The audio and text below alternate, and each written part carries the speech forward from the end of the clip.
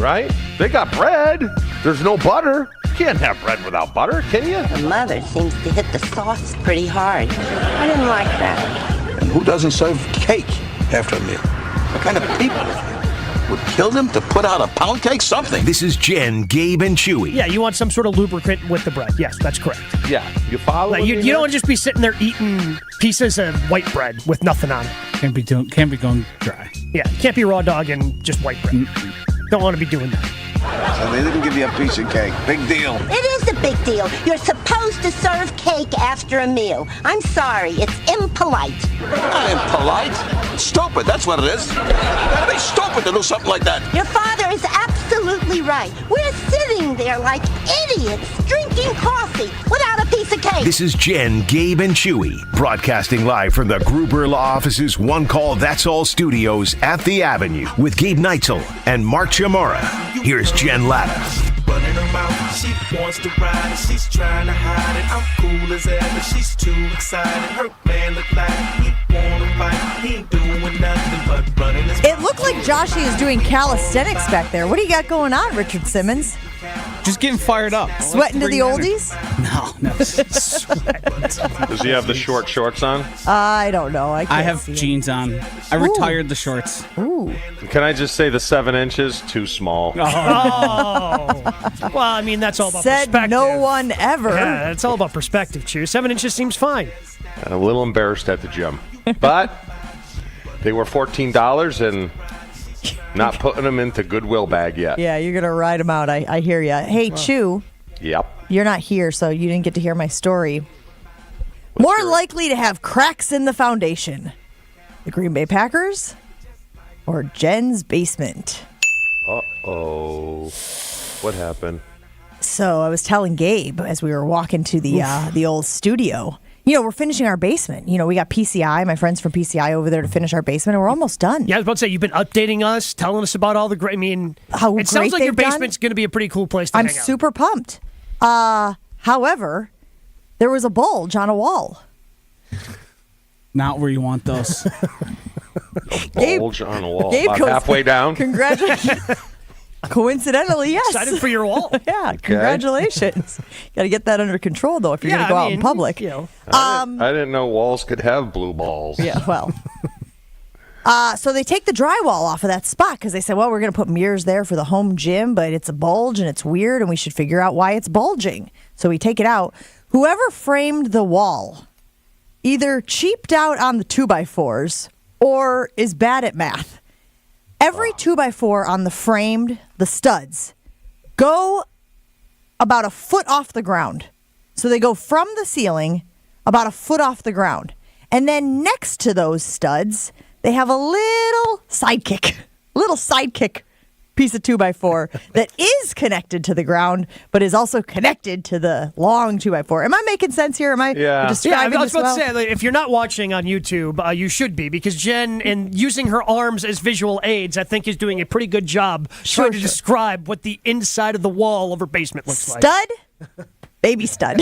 Okay? But it's like Arnold Schwarzenegger, Danny DeVito. That was part of the original construction, though, right? Well, we don't know when they finished that side of the basement, so it's just bad. It's just bad construction. It's a shoddy job. They were like, well, it's a basement wall. Who gives a rip, right? Yeah. Problem is, at one of those joints, it's pushed out. Hence the bulge. That's the bulge. Why is it pushing out? You might ask. Because the foundation is cracked and the bricks are pushing on the studs. And we had a guy come out on Monday to assess the damage. Oh, boy. Commas? A comma. Getting close to a fairly decent-sized comma. They quoted us $10,000. Yeah. 9,900. They probably gave you $100 off. Yeah, a nice little discount. He recognized me. He's like, I see you talking on the radio. $9,900 to fix the west wall of our house. Can't we But just? it has to be done. God, okay, right? Dario. His 90-inch screen just went to a 54. Oh, well, that sucker's already in the basement, so it's not like we can return that. Yeah, I am like, I cried. I'm not like exaggerating. This isn't hyperbole. I cried when he told me 10 grand because he said they have to excavate. You can't just like quick fix, quick crete this sucker. Trust me, I asked. It's like there's a hardware store right down the way. I'll mix it up in my wheelbarrow out back. Just pour it in there. Just pour it in. Can't be. That's like $9.99. Yes. Thank you. I said the same thing to Dario. He goes, Jen, we have to fix it. It's a foundation wall to our home. Directly above it is my office. Directly above that are our children's bedrooms. Like, what are we doing? How is this a conversation? I'm sobbing, Chewy. I'm sobbing. Those sting. Those hidden little gems. Oh, yeah. Buy a house, they said. It'll be fun, they said. So my question to you is, do the Packers also have cracks in the foundation? Because I was real mad about that game the other night. Real mad. The Raiders are a bad team, Chew, as you well know, having watched the game. Yeah. Josh Jacobs limited. Devontae Adams limited. Jimmy Garoppolo is what we thought he is. Exactly. Yeah, but we knew there were cracks. Right? No, we I just didn't know thought we could live with the cracks. I thought it was like unfinished, right? If we're continuing with the house metaphor, I thought it was just unfinished. Well, now we know there's foundation problems, much like your house. Yes. I don't know. I'm not surprised. Gabe? I mean, you might be surprised because at one point you said they were going to win 10 games, Chew. But me, over here, no. I mean,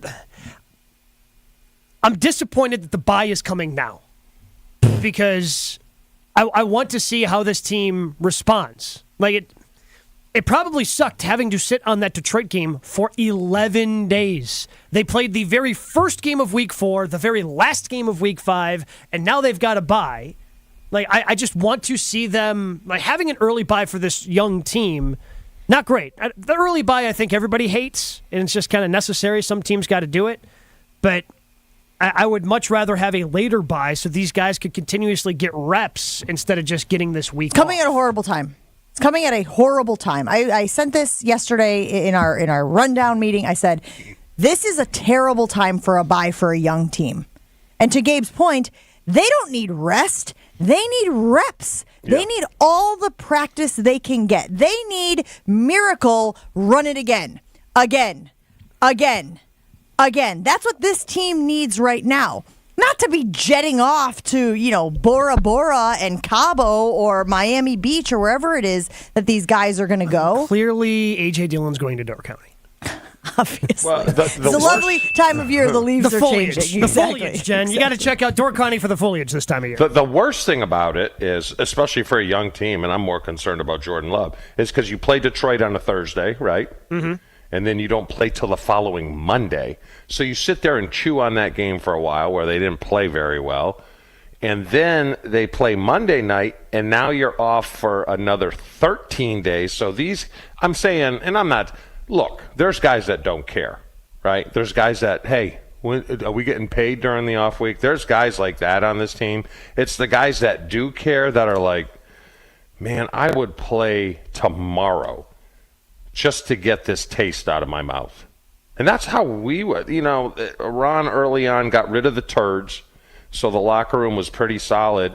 And I just remember sitting there, like, even during a bye week, you're like, how are we supposed to enjoy the bye week when we lose to a horrible team? That's the toughest thing. And the toughest thing for Jordan is like, am I good? Can I play in this league?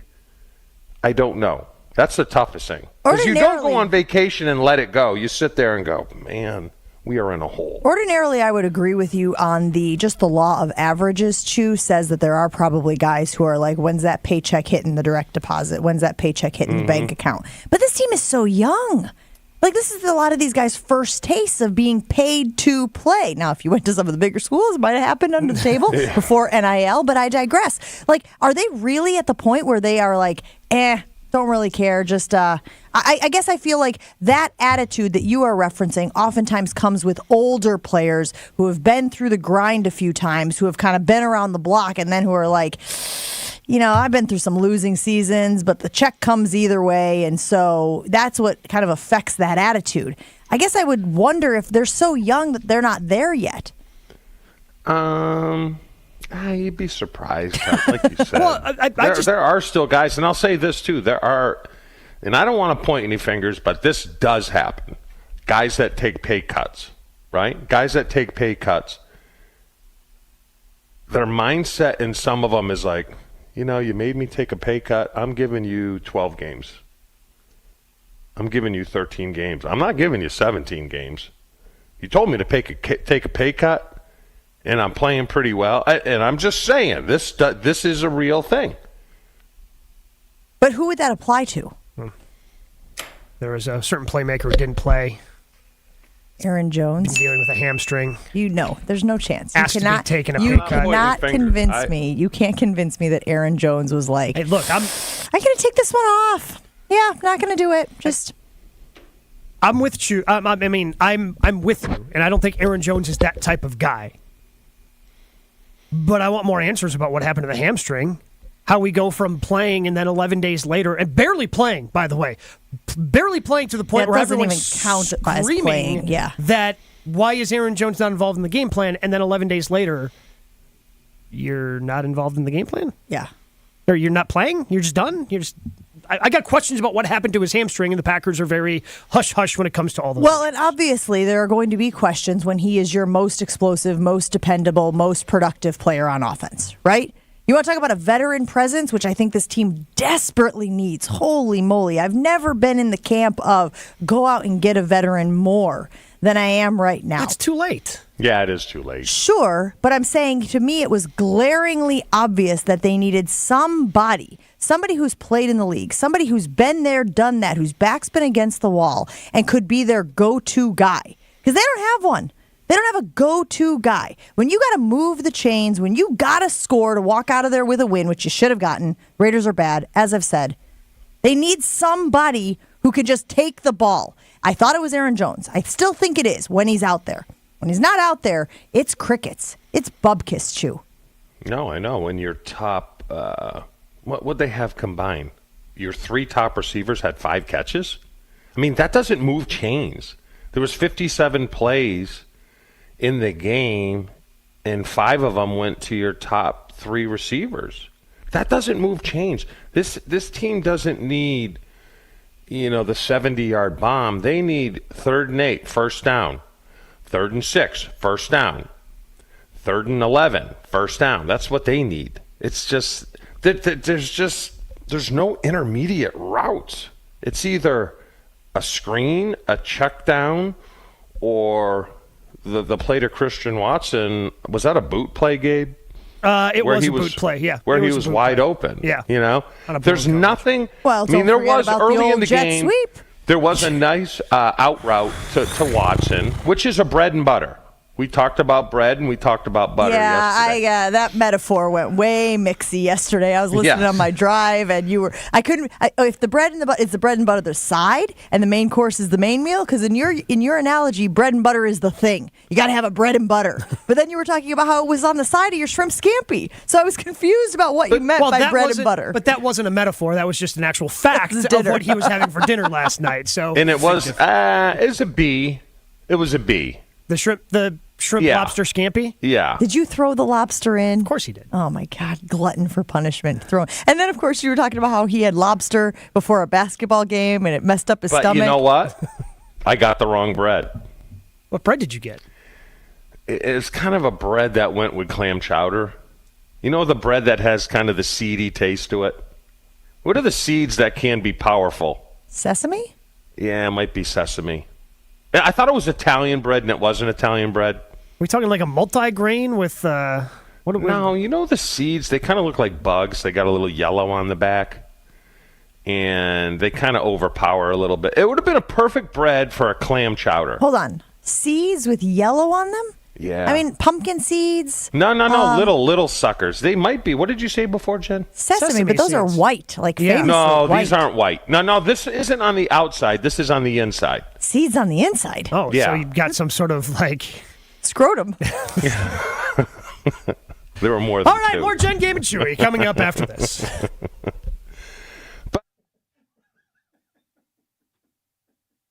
Jen, Gabe, and Chewy are back after this on 94.5 ESPN.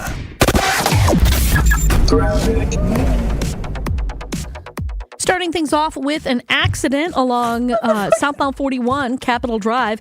The left lane is blocked there. Got backups all the way back to Appleton Avenue. The northbound side, we've got an accident at Watertown Plank Road blocking the left lane. And that's got things backed up through the zoo pretty much in all directions. But northbound on the bypass starts to slow down right about at National Avenue. Southbound 43, heavy. Just the heavy volume right now from Hampton Avenue down past Capitol Drive. With the northbound side right around the North Avenue curve all the way up towards Keefe is going to be your delay. And checking the TMJ4 Storm Team forecast today, mostly sunny, high of 61. Tonight, increasing clouds, chance for showers, a low of 47. From the WTMJ Traffic Center, I'm Debbie Lazaga on 94.5 ESPN. We're hitting the home stretch of the conference schedule for the Crusaders. Spins away from a defender at the 5. Still on his feet. Is he going to be dragged into the end zone? Is he in? Touchdown, Crusaders! Are you kidding me? On Friday night, it's Catholic Memorial taking on Wauwatosa West. Gabe Neitzel and Mike Padole have the call starting at 6:30. Sponsored by the Bray Team at Shore West, Gerald Nell Inc., Windatzer Balloon Promotions, Mid-City Sports, Suburban Asphalt, Perspire Sauna Studio, Edge Leadership, and Urchel Real Estate Group. Hi everyone, John Miller here from PDS, a Converge company. PDS has been providing technology solutions and transforming IT for area companies for over 30 years. Today, we are helping organizations integrate digital workplace strategies that are giving today's worker the true ability to work from anywhere as they balance work and life both securely and productively. And as HP's largest partner in the area, our combined solutions have never been more important. If you're struggling with this, know we stand ready to help. From ideation to transformation, we can help you evolve your work from anywhere strategy. Learn more at pdsit.net. Q Club of Wisconsin is your hangout spot for watching sports, playing games, and having some drinks. Mike, what do you have going on over there? That's right, Gary. We've got so much going on here. And of course, you know we're your home for green and gold games every week. Plus, book our VIP area for any of your parties, which includes a private pool table, 2 shuffleboard tables, and 4 dartboards. And of course, our fish fry piled high on Wednesdays and Fridays. All happening at the Q Club of Wisconsin, North Grandview Boulevard in Waukesha. Check out QClubofWisconsin.com. Kevin Morat here from Mentality Men's Health. We hear stories every day in our clinics that what used to work for guys doesn't anymore. Increased cardio, cut out certain food, nothing stops the changes in their bodies, especially the weight. The fact is years of decreasing testosterone has packed on the belly fat that won't go away. We've introduced a medication, semaglutide, that helps drop 15% of the body weight on average while preserving testosterone. Join the over 20,000 Mentality clients and jumpstart your results. In Milwaukee, go to lowtusa.com. That's lowtusa.com. Wisconsin is still cattle country, and that's why Bunzel's chose to stay close to home to hand select the finest beef. Quality goes into everything they do, from Bunzel's expansive array of meats, homemade specialty sausages, and their award-winning beef jerky. It just isn't a proper holiday meal without Bunzel's top quality cuts on the dinner table. Tasting is believing. Bunzels.com. Prost! Matt and Katie here from Milwaukee Pretzel Company. I'm so excited to talk about my favorite season. Christmas? No, Oktoberfest. That magical, gemütlich kite-filled time in autumn when friends and family cozy up under the glow of string lights with music, beer, sausage. And pretzels. Of course with pretzels. It's why we're giving 25% off any online order with the code PROST25. That's PROST25 at MilwaukeePretzel.com. But only for a limited stein. Okay, you need to stop doing that. Don't get salty. It's Jen, Gabe, and Chewy. Though, right? Yeah. Kind of like a, oof, like just instead of a, huh. Yeah. But that's all part of taking the training law. I do, but it's just such funny noises. Did this get sexual or something? I don't know about it. What the hell just happened? On 94.5 ESPN. Hey, little lady, I know you're feeling crazy. All your other friends are busy making them babies. The Ewald family of dealerships proud to introduce Ewald Buick GMC of the Falls. Get ready to shop the easy way, because of course it's Ewald Automotive. That's how they do it. And they'll make it easy to shop for your favorite Buick and GMC models with the lowest prices guaranteed. They make it easy to go further with Ewald's exclusive 20-year to 1,000-mile warranty. It's easy to see why you want to go to the Falls. We're going to be taking On the Tee out there. Last show of the season. October 24th, we'll be out there in the Falls with Ewald Automotive, Ewald Buick GMC, Main Street in Menominee Falls. Go to ewaldbuickgmc.com today.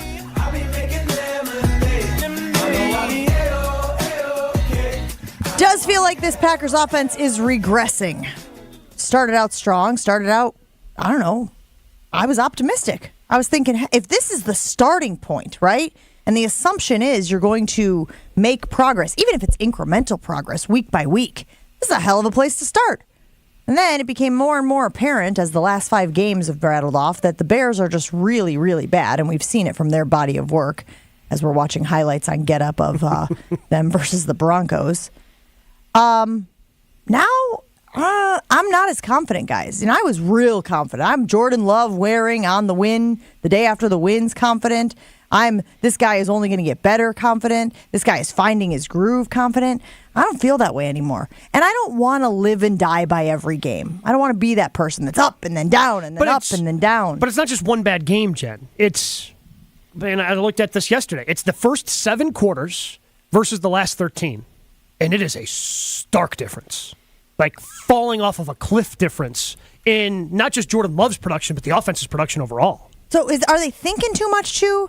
Does it come down to, we talked about this a few weeks ago, right? When you go and you just dance, you're at an event, a wedding, or whatever it is, and they got a band there or a DJ, and you just go up and dance because you can dance, as opposed to 5, 6, 7, 8, left foot here, left foot there, right, and dip. You know what I'm saying? Like where you're thinking about every movement or you're thinking about every step as opposed to kind of just knowing where you're supposed to be, knowing what route you're running. We obviously know, they talked on the broadcast, there were times when somebody messed up a route, right? If you ever see a bunch, and I'm not talking about at the line of scrimmage, but if you ever see a bunch of wide receivers out there in the same general area, somebody did something wrong. Chewy, are they thinking too much as they're out there on the field right now? No, I think there's too much in the game plan. You know, it's kind of like, it's like cooking, Jen, when you go home to cook. You have things that are in your wheelhouse, right? Yeah. Your wheelhouse, you don't even need a recipe. You know how to cook it. You know what you're doing.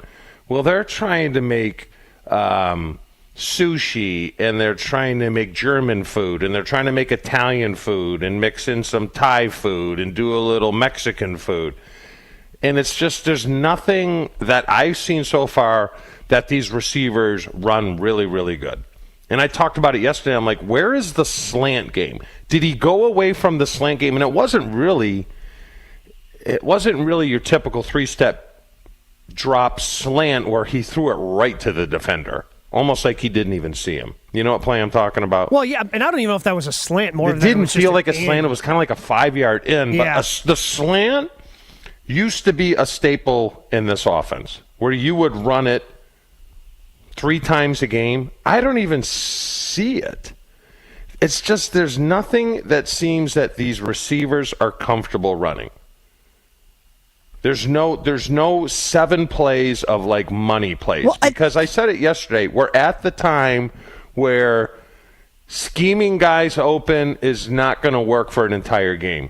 You have to win one-on-one matchups, which clearly, if you look at the numbers, they're not doing. So it's on the I put it more on the coaches than I do the players, because they're just trying to jam in too much stuff, not worry so much about coaching points, just move on to the next thing and have it just needs, I mean, it sounds stupid, but they just need to go back to basic stuff. Okay, is it too much stuff, Gabe, or is it not enough stuff? Hear me out, okay? Not enough stuff, I mean, you'd like to be able to have a deep ball, right? You'd like to be able to have a guy who's accurate with the deep ball. You'd like to be able to have a guy who can catch the deep ball if he can outrun everybody on the field. Christian Watson, I am speaking to you directly. Catch the ball, don't get caught. So they don't have that right now. So is Matt LaFleur looking at his potential play sheet and scratching things off? Foop, nope, can't do that. Foop, nope, can't do that. The run game, you don't have Aaron Jones. You got A.J. Dillon, who is very good between the tackles, but not anywhere else. He's okay between the tackles. Yes. What did he average? 3.5. The team averaged 3 yards per carry against the Raiders. So you don't really have the run game or that element that Aaron Jones brings. So you're scratching that off the play sheet. That's what I mean by not enough. Did he go in thinking this game and this part of the season, whatever.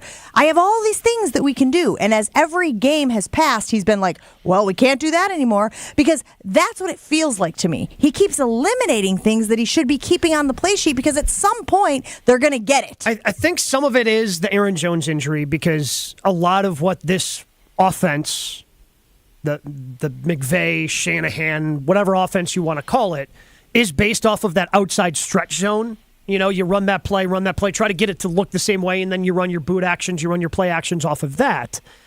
And I don't know, teams aren't going to bite hard on A.J. Dillon trying to run a stretch run, right? I mean, he had the one nice play again, when he ran it on Monday night, but teams aren't going to over pursue or like, oh, we got to make sure we get to the edge to get A.J. Dillon. Like, no, we're fast enough, we're going to be able to catch him. So without Aaron Jones, maybe they can't do a lot of the things they want to do off of that, and now LaFleur's trying to scramble. But if your offense is that predicated on a single player, like you gotta figure something else out.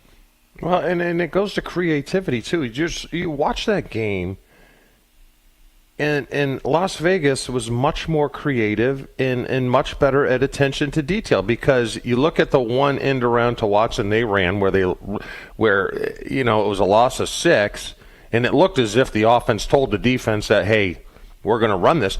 And then Las Vegas runs it, and they ran it like 2 or 3 times and gashed them. And their offensive line sucks. Ours isn't great right now, but theirs is terrible. But they're gaining 16 yards, and we're losing 5. So that's something, it's a setup play, number one. I can't remember if he properly set it up. I don't think he did. It's a setup play where you have to run. It's a play you have to run outside of the tackles in order to get the defense flowing, and then you hit the guy with the end around. The problem is you can't run A.J. Dillon outside the tackles because he's too damn slow. And that's why I'm thinking maybe it's a not enough problem that the Packers have, Chew. You know where you're saying it's too much? They've got too much rolling in their head. There's a part of me that feels like from an offensive standpoint, from a plays that will work standpoint, they don't have enough. And that's a personnel thing. Justin from Milwaukee weighing in saying, all I'm hearing is personnel sucks. If our whole offense depends on a 29-year-old running back, that's a problem. When do we take a hard look at Goody, who has never drafted a Pro Bowl level skill player on offense? The offensive players don't suck. They're just young. And you can't throw 70 plays at them because they got so much to think about on every single play. And yes, they do have restrictor plates on. For constructing the team in that manner. Yes. I mean, just look at the difference. All right, what did we hear about Musgrave all preseason? Oh, my God, look at the body on this guy. Look at this. He catches everything. Well, the past 2 weeks, the 2 rookie tight ends that have played against us are considerably better than Luke Musgrave. Would you agree with that? Laporta, yes. And the kid from Notre Dame. He had one catch where he was wide open, where they schemed him open. But the other one was a very nice catch. What? The one where Jair's like, oh, we're playing flag football now? No, that was against Josh Jacobs, where he just decided to, get juked out of his gourd. All right, we got to take a break. We got to get to Adam Schefter. I got a lot of things I want to ask him. Too much or not enough, Green Bay Packers? Where do you stand? 800-990-3776. Adam Schefter right after this. Full show podcasts, interviews, and special content is available right now at WisconsinOnDemand.com. This is Jen, Gabe, and Chewy on 94.5 ESPN.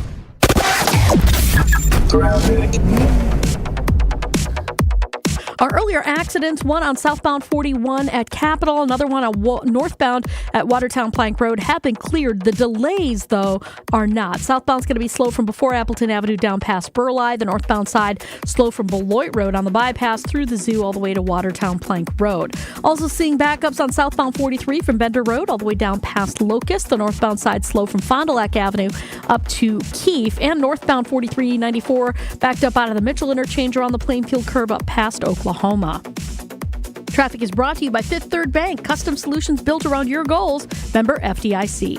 And checking the TMJ4 Storm Team forecast today, becoming mostly sunny, a high of 61. Tonight, increasing clouds, chance for showers, a low of 47. From the WTMJ Traffic Center, I'm Debbie Lazaga on 94.5 ESPN. It's a city from a fairy tale on the Mediterranean Sea. Netanya, the city of diamonds.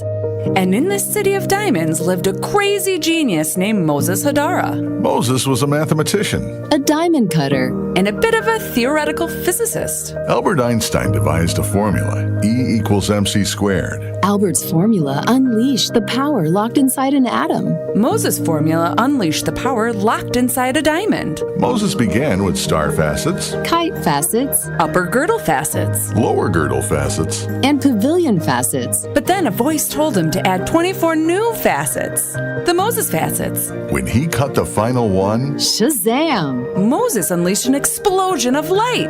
That dazzling diamond is known today as the Kessler 81. See it for yourself. See it for yourself. See it for yourself. At Kessler's. To find the Kesslers nearest you, visit KesslersDiamonds.com. WTMJ's Vince Vitrano here for Orthopedic Associates of Wisconsin, a group of doctors I trusted with my knee surgery. The pain was real and options were important. My experience with each doctor was thorough, the appointments were timely, always close and easy access to the building. My mom felt the same way, I know, when she went there for her physical therapy appointments at Orthopedic Associates of Wisconsin. I trusted their surgical team for my knee surgery, and I know they'll take care of you the way they did my mom and me. Make an appointment at orthowisconsin.com. Get your game on at the Island Resort and Casino with first-round picks of your favorite slots and table games. Bring friends and watch your favorite team compete on big screens. Grab game day eats in T. McSee's Sports Bar or celebrate your team's victory in Horizon's Steakhouse. To book your game time at the Island Resort and Casino, call 800-682-6040 today. Hi, it's John Reitz from Great Midwest Bank, and as a community bank, we sincerely appreciate our customer loyalty. Over nearly 90 years, we've done all we can to return the favor. Great Midwest Bank offers flexible solutions that bigger banks and credit unions simply can't, because our entire team is right here in the community. We love helping our neighbors when we're at work and then catching up over the weekend. Visit us at greatmidwestbank.com. Great Midwest Bank, your simply local equal housing lender. Everyone's go-to source for all NFL news. Adam Schefter teased some big breaking news. Adam, you've told us about it. What do we got? Adam's on the phone. Adam, some more. Adam, you got more news? What do you got? They're going with another move. And he was the man who knows all, Adam Schefter. And we're going to get right to some breaking news here that just came down. This tweet from Adam Schefter. It's ESPN NFL insider Adam Schefter. The Bears look dead. The Vikings look dead. And so the division comes down to Detroit and Green Bay. Adam Schefter on Jen, Gabe, and Chewy is presented by Orthopedic Associates of Wisconsin. There is a difference. Also sponsored by Island Resort and Casino. Always great to check in with our guy, Adam Schefter. Good morning, Adam. It is so good to see you on the stream. If you are streaming Jen, Gabe, and Chewy on our Twitter account or on YouTube, you can see Adam's lovely face this morning. How you doing out there, big guy? Hello there, everybody. Nice to be with you video-wise as well as audio-wise. Joshy just did a celebration dance in the production room. And it worked? It is when technology works. Yes, sometimes around here it's quite a win. Well, we had a win today. That's a good thing, right? Unlike the Packers on Monday night. Oh, God, right away, Adam, man. I was going to work into it. I was going to ask about Jonathan Taylor and what the hell happened there because I thought those two sides were never speaking together. Turns out they're going to work. So let's talk about that for a minute. How in the world did those two sides figure out a way to not only coexist but continue their relationship for the foreseeable future? You know, it's probably not as surprising as you'd think. This happens, I think, semi-regularly. You hear a athlete say, I want to be traded, I don't want to be there, and oftentimes it does happen, but probably just as often, over time, sometimes relationships or feelings die down, and usually money can solve things. And Jonathan Taylor's goal here all along was to get paid. And so at one point, he didn't like the way the Colts were handling their business. He spoke out. Colts didn't like what he was doing. They really never spoke out, but there were trade talks, and if something had come along, they might have moved them, but nothing ever came along. So really, he was more valuable to them and they were more valuable to him. There was more value for the other side with each other than there was anywhere else. And so I think calmer heads, cooler heads prevailed, and they began to open contract talks and made enough progress that Jonathan Taylor felt good enough to coming back to practice last week. And when he came back to practice last week, he knew that there was a real possibility that this deal was going to get done before he was activated and brought onto the roster. And it's exactly what happened. They figured out a deal that really they should have figured out all along. It should not have been that hard. They should not have had to go through everything that they did to get to a 3-year, $42 million contract that included $26.5 million guaranteed. Adam, do you think Brian Gutekunst made a mistake by not bringing in, or actually sprinkling a couple veterans on the offensive side of the ball? Not so much to play, but help these guys with their development.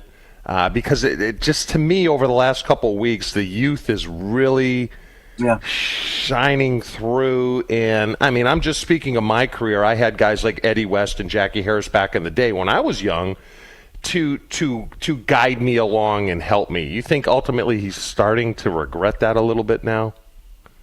Here's the thing. I don't know if he is, but they had an unbelievable opportunity. We were talking the audio. You were playing the audio of me coming on and saying it was shaping up as a 2-team division race.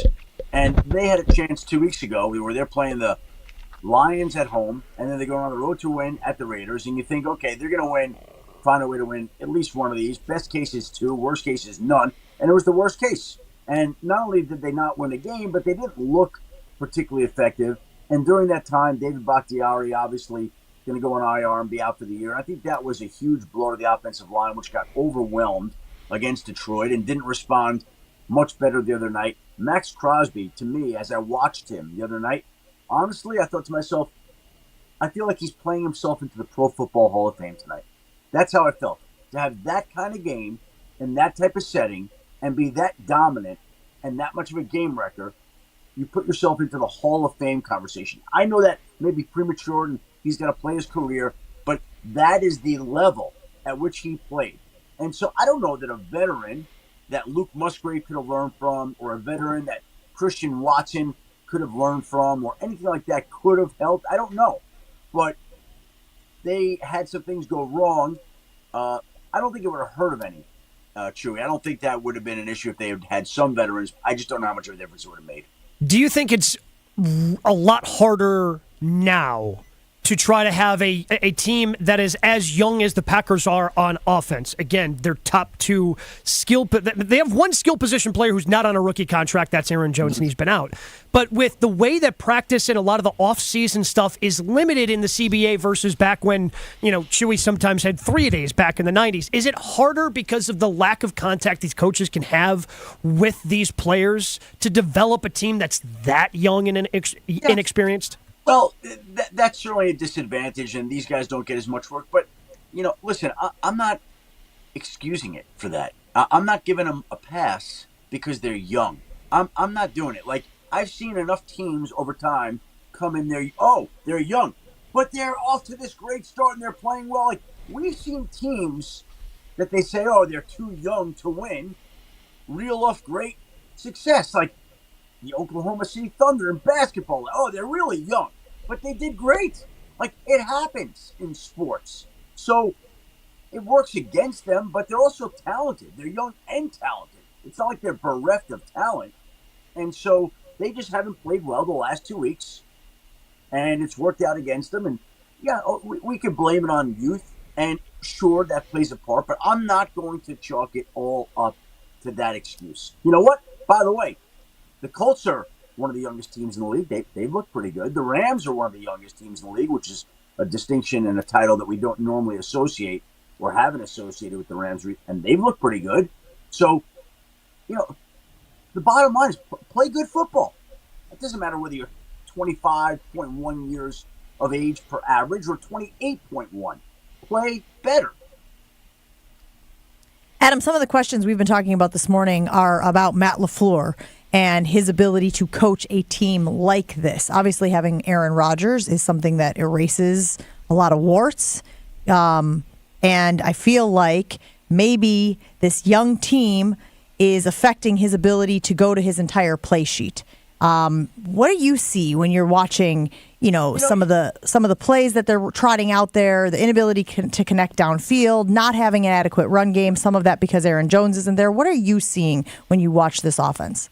Well, that's a huge deal to me, is not having Aaron Jones. And you heard Troy Aikman and Joe Buck mention and refer to the fact that Matt was upset over the fact that they built a lot of the game plan around Aaron Jones, only to see him apparently suffer some sort of setback, it seems like, because they thought he was playing, and then all of a sudden he doesn't play. And so all these plays that they've been practicing and the plays that they put into the playbook were geared around him being there, and he wasn't there. So now you're running a different type of attack, and it's not ideal to have a situation go like that. And, you bring up the youth again, and I listen, I think it's fair that Jordan Love is young and doesn't have a lot of experience playing quarterback. That's absolutely fair, right? And it takes time to learn that position. Like Christian Watson was young last year. He made a lot of plays last year that I remember, and he was younger last year than he is this year. So I'm not buying it across the board. Yes, for Jordan Love, I will. That is the most important position in all of sports. But C.J. Stroud is young this year. He's playing very well. I've seen young rookie quarterbacks come in and play well. So it just depends. I think that they've missed Aaron Jones. That's been a problem the last couple of weeks, really since the opener. And they just have not played great football. They miss Bakhtiari. They miss Aaron Jones. Jordan Love does need a little bit more experience. And there we are. Adam, this is a copycat league. Is San Francisco the model now? I mean, I would say Kansas City, but God only makes so many Patrick Mahomes. Is San Francisco the model that everyone wants to follow? Well, you know what's amazing to me about San Francisco, Chewy, is this. Is there another team in the league that could or has trade 3 ones for a quarterback, whiff on that pick? And how many times do we hear people say, oh, if you don't hit here, you're going to set back the organization for years? Well, They traded the picks. They drafted Trey Lance. They missed on the pick.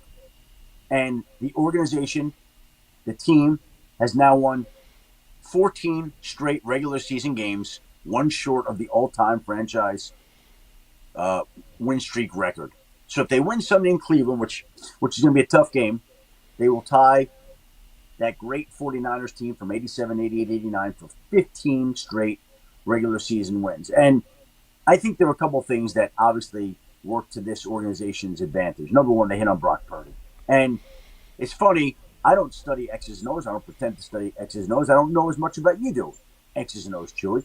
But there are certain things that I can see from having watched the sport and covered the sport for 34 years. And I remember watching Brock Purdy in the preseason last summer, and I didn't see him play in college.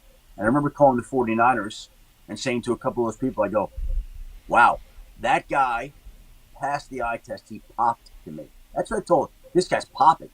And when they went down, there's a certain official there that I talk to on a fairly regular basis. I call him. I go, you're going to be fine. He goes, what do you mean? Like, you got Brock Purdy. He goes, we don't even know what he can do. I'm like, he's going to be really good. You'll see. And he's been better than I thought he would be. To be perfectly frank, he's been better than they thought he would be. And that has allowed them to overcome the trade of those picks, the selection of Trey Lance. And it also doesn't hurt when you trade a 2, 3, 4, and a 5 for a guy that might be the MVP of the National Football League in Christian McCaffrey. Now, they've got speed everywhere. I think when you ask another teams replicate this, well, you need to hit on the quarterback in the late round. You hit on the quarterback in the late round, it opens up everything because you've got that guy on a rookie contract. So now you can go sign Nick Bosa to a record deal for a defensive player. You could go trade for Christian McCaffrey, who's the highest paid running back in the game. You could pay Deebo Samuel at a time when he wants to be traded and says he'll never play for the 49ers again. Oh, we'll pay him, make him happy. Now you got all these guys. And you have all these guys in part because you have a rookie quarterback under contract who's sharing an apartment in the Bay Area with an offensive lineman because he's making $850,000 and can't afford his own rent in the Bay Area. Is he the next Tom Brady? That's a different conversation for a different time. That's a little premature. Well, the rent or Brady? Which is a different conversation for a different time. Both, Adam, both. Because Chewy, I should let you know this. Chewy tried to declare Kyle Allen when Kyle Allen had like 2 good games a handful of years ago, Shefty, as the next Tom Brady. That was premature. It takes a little time, and even me, who has been a big Brock Purdy fan since watching him in the preseason of 2022. I mean, to say he's Tom Brady, wow, like that's crazy. He's just perfect for that system, though. Like he's operating and doing exactly what he should do. He doesn't make mistakes. I said to Kyle Shanahan a couple weeks ago, I said to him, he was driving home from work, I said, your quarterback hasn't looked sharp the last 2 games. They played the Giants. He was off, and he was off the next week with whoever they played. Maybe it was Arizona. Oh, no, it was somebody else. And he goes, yeah. He goes, I've noticed that. He's looked much sharper in practice this week. Watch. Well, we watched him the last 2 weeks against Arizona and Dallas. Mm-hmm. He can't be any sharper than that guy's been. Adam, let's talk about me for a minute.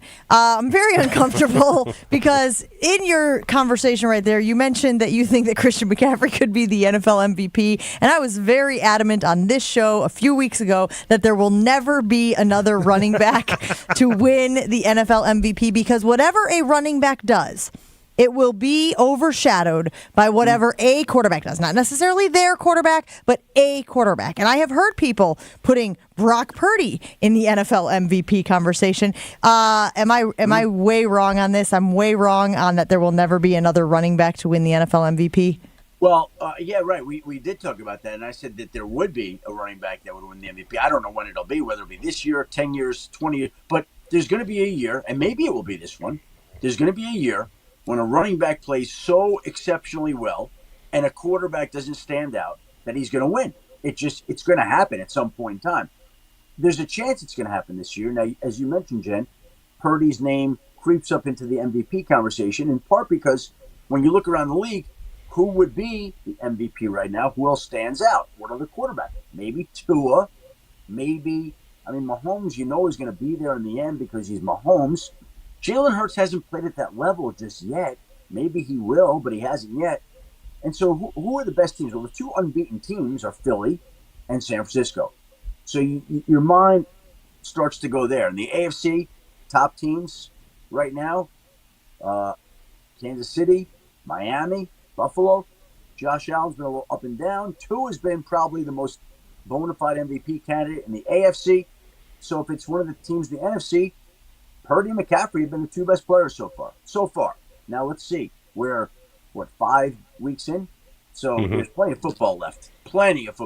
Does the NFL get fatigue like we sometimes see? We've talked about Giannis at times and how after you win a couple MVPs, they're like, you know what? We are not voting for you anymore. Does that happen in the NFL as well? Because that would seem to work against Mahomes if in fact that is a thing. No, I don't think so. I think that if a guy is good enough and his play warrants it, he's going to win. I don't think the fatigue factor enters into the NFL MVP voting, but we'll find out here in a few months ahead. What a concept, right, guys? What a concept that the guy who plays the best and represents his team the best production-wise should win the MVP. We're sick of him. It's somebody else's turn. It's somebody else. That's always my favorite in the NBA. It's somebody else's turn to win the MVP. What? Yeah, what is this, the water fountain? What are we, breaking from school? Are we at the water fountain? No, your 10 seconds is up. I'm so sorry. Hope you got enough water. The way it goes sometimes, right? Apparently. Adam, we appreciate you hanging out with us. We look forward to chatting with you each and every week. We'll talk to you again soon. Thank you, everybody. Have a great week. We'll talk to you next Wednesday.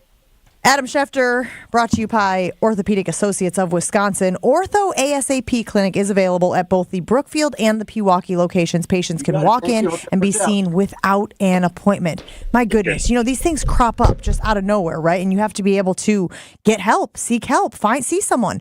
Ortho ASAP should be your option. The providers specialize in sprains, strains, fractures, lacerations, dislocations, and more. They offer on-site physical therapy, MRI, and outpatient surgical procedures. Just Google it. Ortho ASAP. There's one in Brookfield and Pewaukee. Ortho ASAP. There is a difference. Continues next on 94.5 ESPN. Are you looking for the perfect restaurant for your next night out? Then make Aria, the acclaimed restaurant inside St. Kate, your next dinner destination. Specializing in artisanal American cuisine, Aria features carefully prepared seasonal entrees along with a robust selection of craft cocktails, wine, and local beer. Join them on Sundays for the restaurant's famous trademark chicken, served family style with sides like mashed potatoes, goat cheese biscuits, and more. Make your plans today to dine at Aria. Learn more and make reservations at aria@stkate.com. That's aria@stkate.com. WTMJ's Vince Vitrano here. You know, I played sports my entire life, been hurt a lot of times, but never had been injured until I had to stop doing the sports I enjoyed because my knee flat wouldn't allow it. I visited Orthopedic Associates of Wisconsin, where they took great care of me. I put my knee in their doctors' capable hands, and now I'm back in the gym, carrying my golf bag, pain-free for 18 holes, and playing tennis as often as I like with no issues. I'd recommend Orthopedic Associates of Wisconsin to anyone. Visit orthowisconsin.com. This is an important notice to consumers facing $10,000 or more in credit card debt, medical bills, or other unsecured debt. You may not be required to pay it all back because there are special programs now in effect that will significantly reduce the amount you will owe if you qualify. This is not bankruptcy or a debt consolidation loan. These programs, which the credit card companies like to keep secret, exist to aid American consumers struggling with overwhelming credit card debt by offering tremendous savings and real debt relief. Accredited Debt Relief has established a special hotline for you to call and learn what savings you qualify for. They've helped qualify consumers with over $1 billion in debt and are A+ rated with the Better Business Bureau. So don't wait. Get the relief you need during these hard economic times. For this free information, call the Accredited Debt Relief Hotline now. Call 800-658-4848. 800-658-4848. That's 800-658-4848. This is the year to buy the woman you love a big anniversary diamond. What's a big anniversary diamond? A big anniversary diamond is any diamond that's at least twice as big as the one in her engagement ring. Why twice as big? A big anniversary diamond says, I love you twice as much today as the day I married you. People are always so happy when they see the price we can give them. Kessler's has wonderful prices on 1 carat, carat and a half, 2 carat, and 3 carat big anniversary diamonds. People will ask you about your big diamond everywhere you go. So big anniversary diamonds are the hot new trend? It began with men buying big anniversary diamonds for the women they love, but now it's gone to a whole new level. Women are now buying big anniversary diamonds for their men. Women are saying, two can play that game. I like games that two can play. Everybody likes games that two can play. Welcome to Kessler's. For the location nearest you, go to KesslersDiamonds.com. Let's get the latest from Lambeau. This is your green and gold fix on 94.5 ESPN. Brought to you by Z-Bart of Greater Milwaukee. Want that mirror finish on your car? You need Z-Gloss by Z-Bart. Z-Gloss is a 3-layer ceramic coating that not only gives your car that mirror finish, it protects it from everything that Mother Nature can throw at it. Visit ZBart.com for more information. The Packers have still not been able to put together a full 4 quarters yet this season. The team's first half struggles continued in a 17-13 loss to the Las Vegas Raiders. Green Bay has now scored a total of 6 points in the first half over their last 3 games, and head coach Matt LaFleur knows that's unacceptable. Searching for a little bit of answers right now. I think this week will give us an opportunity to kind of go back. I thought we did that over the mini-bye, but we got to find something to get us going. The 2-3 Packers now with some time to rest up and get healthy during the bye week. They visit the 1-4 Denver Broncos on October 22nd. This has been your green and gold fix on 94.5 ESPN. Brought to you by Z-Bart of Greater Milwaukee. This is Jen, Gabe, and Chewy. How do you get to 10 in NFL in the football game? How do you do that? You can have 5 safeties. That's a great point. Which would also be a great endorsement for Derek Carr. 2 field goals, 2 safeties. 2 field goals, 2 also safeties. A great endorsement for the quarterback. Continue. Yes. What else do we have? On 94.5 ESPN. Are you listening?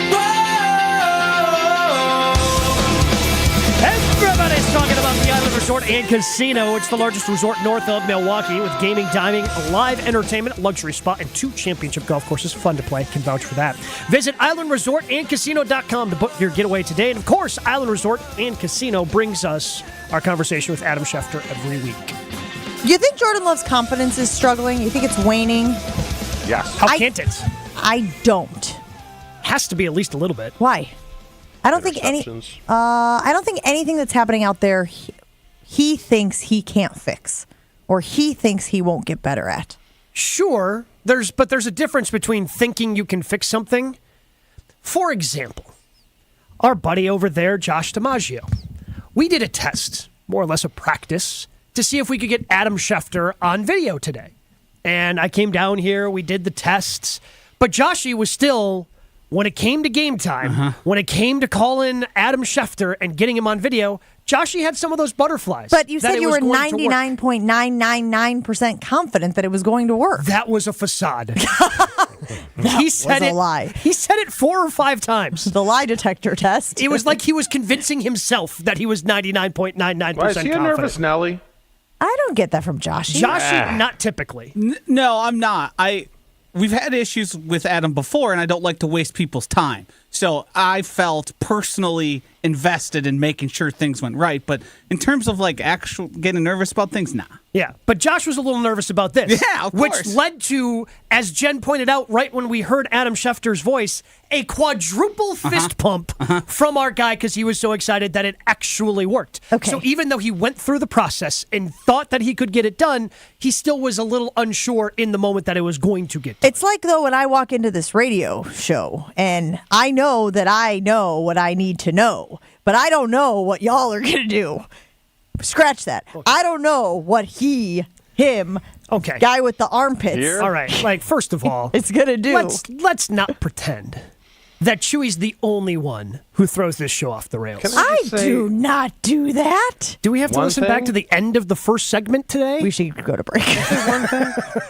Half the time, I don't know what I'm going to do. Which is fair. But my point is, my confidence doesn't wane. My confidence in my ability to run this show, run this ship, right into the ground, I might add, doesn't wane. Like, there are times where I walk out of here and go, well, that was a bleep show, and I'll do better tomorrow. But I don't sit here and go, I don't know if I can do this. I'm nervous. I'm scared. Like, I think Jordan Love is that way also. I think he knows he can play at this level. I think he knows he's going to be good. I think that it's going to take time for everything to kind of come together, Beatles. But right now, I think he feels confident in his ability. He shouldn't after he threw 3 picks. What are you? No, he absolutely should feel confident. You have to be confident. You have to believe that you can hang, right, Chew? When you got the dropsies, Jen. He doesn't have the dropsies. Well, he's got the interceptionsies. The interceptionsies. What did he throw 3 against Detroit? No, he only threw 2 against Detroit. Two, and then 3 the last game. Yeah, 5 so and he's 2. gone That's from not good. 0 to then in week, after the first 2 games. Then he threw 1. It's like, okay. Then he threw 2. And then he threw 3. If he throws 4, I got a physical. Choked up? If he throws 4, I'm going to cry. But if he throws 4 against Denver, we got issues. What will really help him out is if his guys play better and his coaches help him out a little. Yes, and that's where that I makes think life a little if he easier. is assessing his performances, I think there's a part of him that goes, it's all there. Yeah, do we want to improve the downfield accuracy? Yes, we do. But I got time. I'm going to keep working on that. I'm going to figure that out. What do you mean, is it all there? Are you all there? So after watching Jordan Love for the last 13 quarters, you're like, oh, yeah, this guy's got it. He's fine. I think the team as a whole, the offense, is not fine.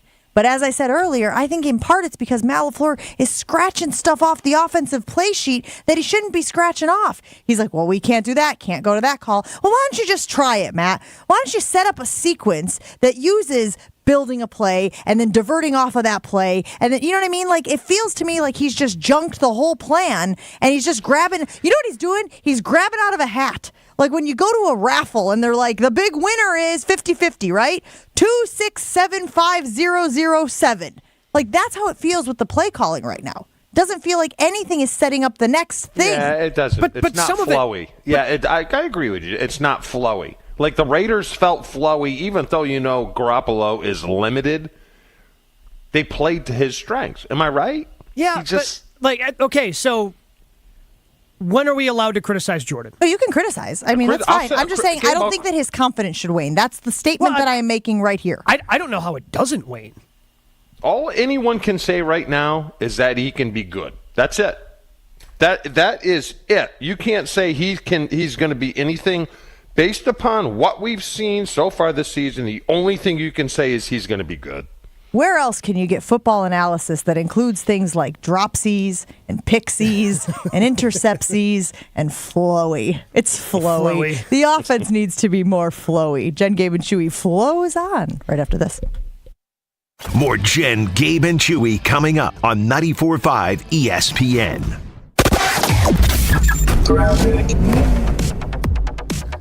Your backups are starting on southbound 43, pretty much before Bender Road, all the way down to about Keefe. We got the northbound side slowing down from before Fond du Lac Avenue up to Keefe as well.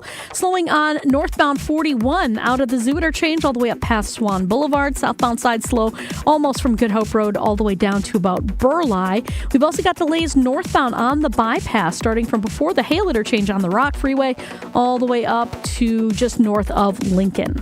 And checking the TMJ4 Storm Team forecast today, becoming mostly sunny, a high of 61. Tonight, increasing clouds with a chance of showers, a low of 47.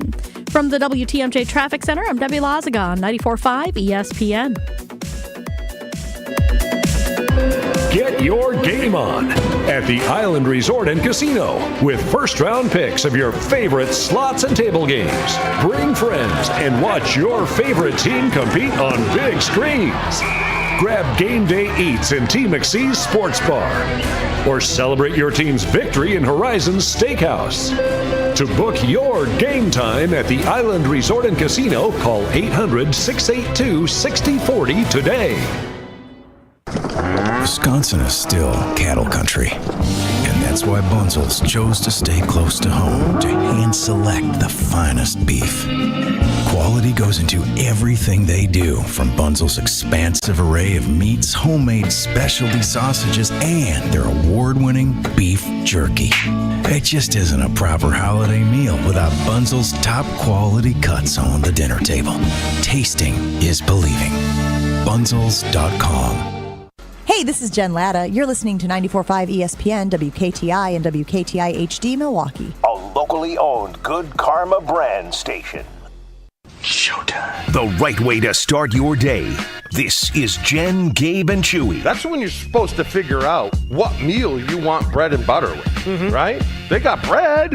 There's no butter. You can't have bread without butter, can you? The mother seems to hit the sauce pretty hard. I didn't like that. And who doesn't serve cake after a meal? What kind of people would kill them to put out a pound cake? Something. This is Jen, Gabe, and Chewy. Yeah, you want some sort of lubricant with the bread. Yes, that's correct. Yeah, you follow. Like you don't want to just be sitting there eating pieces of white bread with nothing on it. Can't be going dry. Yeah, can't be raw dog and just white bread.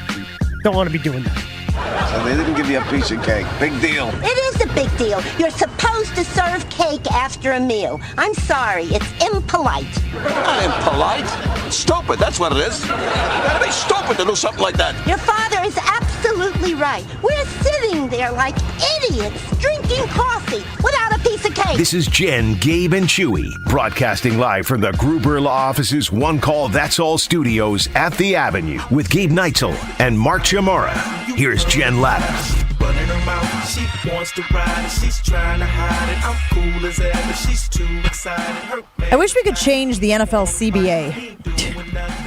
You know, a lot of people would like to change the CBA. Players, at times teams. But I'm sure that the CBA has some rules about the bye.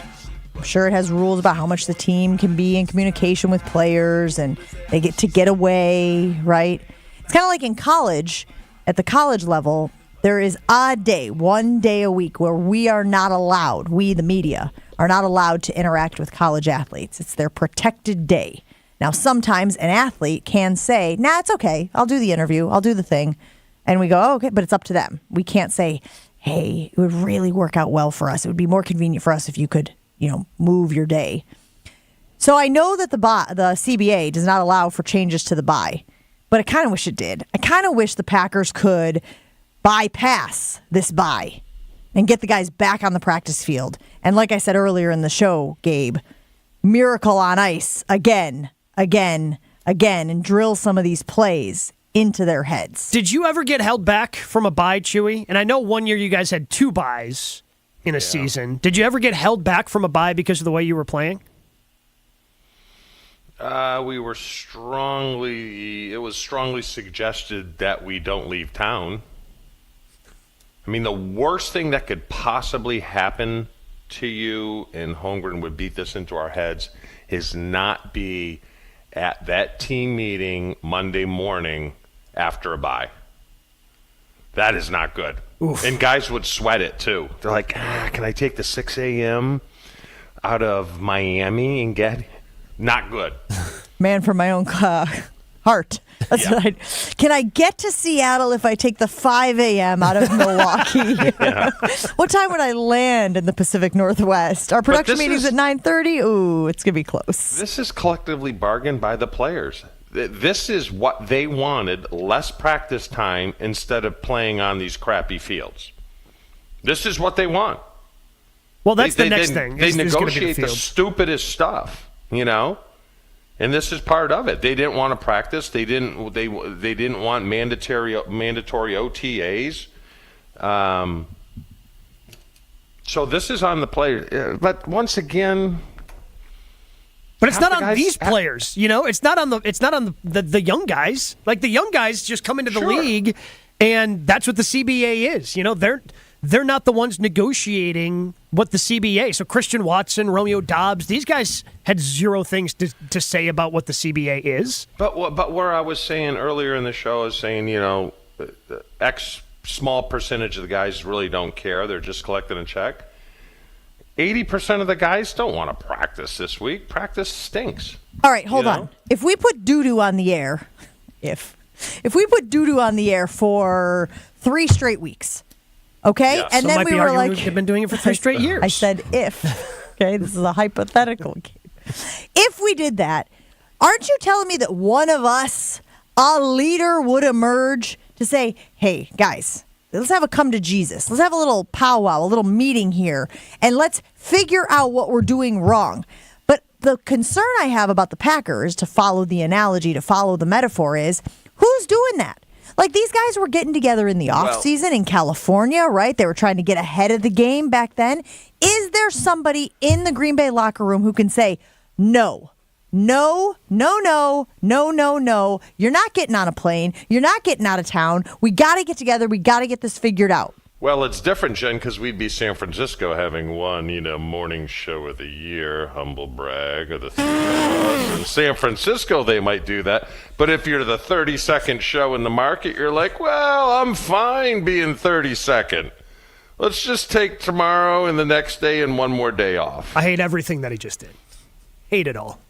Absolutely hate it. It's the truth. Point it's is, the Gabe, truth. Who's doing that? Who is calling a meeting? Who is saying to the guys? For the Packers? Yes. For the Packers? Yes. Nobody. Yeah. Nobody. 3 years ago? Yes. Aaron Rodgers. But Aaron, he wouldn't call the meeting. Aaron's one of the guys that wanted to fight for. Aaron's a guy that wanted to get out of Dodge and get away from football and have that separation of football and life and be able to do different things. Okay, like when Aaron your window is to win, which they were in 3 years ago, and guys are getting up in age, absolutely. We did it in '96 when we lost 2 games in a row, and we were losing to St. Louis, who was one of the worst teams in the league, at halftime. We have a team meeting and we need to run the table here. You know what these young guys are doing? Oh, my God. Did you see my direct deposit? I'm 23 and I'm making $11 million a year. But there's a difference between somebody stepping up at halftime of a game you're losing and saying, hey, we need to do this. We need to wake up versus, hey, we need to not go anywhere during our bye week. There's no who on the team's going to do it? Well, that's what I'm saying. Well, that's what I'm getting to, right? That's the breadcrumbs that I'm dropping here is in these types of situations, it does feel like you need a veteran leader. And maybe I would argue that Aaron Jones is that guy who would say, hey, offense, we need to get together. We need to watch some extra film. We need to see, why were you running this route on this play? Why? And also, we all got on Aaron Rodgers for audibling out of plays. When do we give Jordan Love no, I'm being serious here. No, I know. They're throwing short of the chains, Chew. I looked it up last night. They are second to last in the league in yards after catch. You know what you can't do when you're second to last in the league at yards after catch? Throw short of the chains. Yeah. Right? They clearly can't. They clearly can't get the yardage after the catch, so you got to go beyond the chains. But Aaron Jones can't even be that guy right now. Because he's injured. Correct. Like Aaron Jones, if Aaron Jones, Chewy. That is coaching, too. I mean, that one play to Taylor in the flat when it was third and, I think it was in the first half. I'm like, what the hell was that? Can someone explain to me what the concept of that play was? You know which one I'm talking about? Yeah, no, I'll tell you right now. Threw it off balance, side-armed. It was kind of like a swing, a flat, and a screen all jammed into one. I'm telling you, the concept of that play was this was a play we had for Aaron Jones, and we kept it in the game plan because we found out on Saturday that Aaron Jones wasn't going to play. Well, then who's that on? Oh, that's on the floor. Like you can't run that. You can't run the Aaron Jones play for someone who's not Aaron Jones. But hold on, guys. You only get 8 or 9 possessions in a game. Everyone counts, and to have a turd play like that on 3rd and 6 or 3rd and 7, that to me is inexcusable. That's inexcusable. That's where you run that in practice, and he did it just the way you did it, and you go, ho. Hold on, run it again. Holmgren would either do that, he'd say run it again, or he would simply say out. Throw that flipping thing out. I don't want to see that play ever again. That's what you do. Yeah, like I said, it's Herb Brooks, right? Yes. Again. Yes. Again. No, you didn't cut it the right place. Again. Yeah. The timing was off again. Absolutely. I want to hear from Matt LaFleur, who apparently revealed yesterday that this team had a team meeting. Do we like team meetings? Let's hear from Matt LaFleur. We had a really long team meeting today and kind of laid out everything for our guys, areas where we have plays dialed up against the premier looks that exactly what you want them for, and we're getting the bare minimum. And sometimes not even getting a positive play at all. And then there are other times, and you got to give credit to the Raiders, where we've got plays dialed up that are against horrible looks. And you're like, how can you take a bad play and not make it worse? So maybe a zero-yard game is better than, getting sacked or whatever it may be. So, but I think a lot of it comes down to just our detail. I think collectively there's a lot that we can improve upon as a group, and hopefully we get that corrected in short order in order for us to have success. You in on a team meeting, Chew? Was he in there, or was it a players only? Seems like he was in there. If he said he was laying things out. That's fine, but you're beating your head against the wall. I get it. I've been in games like this where just nothing works. But it really hasn't been working for 3 games now. Yeah, 13 quarters. Yeah, and I think if you see a drive, I can take a singular drive and be like, okay, rhythm, okay, efficient, okay, accurate, okay, I understand what that play was trying to do, okay, situational football and whatnot. I didn't see that, man. No, there's no flow. Yeah, it's not flowy. No flowy. It's not flowy whatsoever. It's like boxing. Mm-hmm. It's like boxing. It's like you want that guy like, I stung him there. I didn't hit him with a knockout punch, but I jabbed him and he's back. And then you come something he doesn't, and I got him there. And I thought the Raiders, like I said, did a better job of that. Their first call of the game, the boot to the tight end, was a great call. And then those end arounds were run at the right time. They're just not running stuff at the right time, and there's no setup. And to me, this last game, and I know we talked about it earlier in the week, Gabe, was like, what do you mean Aaron Jones isn't playing? What do I do now? He has to play. It's like there's a total disconnect when Bakhtiari, remember back when Bakhtiari didn't play that game, and LaFleur's like, what do you mean he's not playing? Like, where is the flipping communication? This isn't even between the GM and the head coach. This is between the training staff and the head coach. Like, can I get a heads up maybe on a Wednesday or a Thursday that there is a chance he may not play so I can prepare for this, instead of What do you mean he's not playing on Saturday? And there were 11 days, 10 days between games, right? Mm-hmm. Like, this was an extended... I don't know, man. How do you have 11 days between games? Which, again, he was not even used that much in the previous game. I think if I remember correctly, it was about 2 points on fantasy for those people who had Aaron Jones. For those who may have, been playing some daily fantasy, had some money down on the, financially invested, if you will. Who have continued to ride the Aaron Jones train. And then 11 days passes and you still can't go? Clearly there was some sort of setback that he suffered. You It had think? to be a re-aggravation, right? Yeah.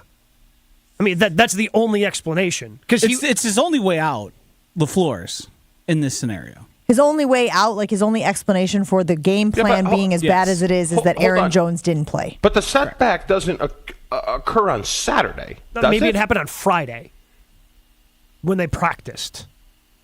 Because that was their Thursday. Yes. In game prep.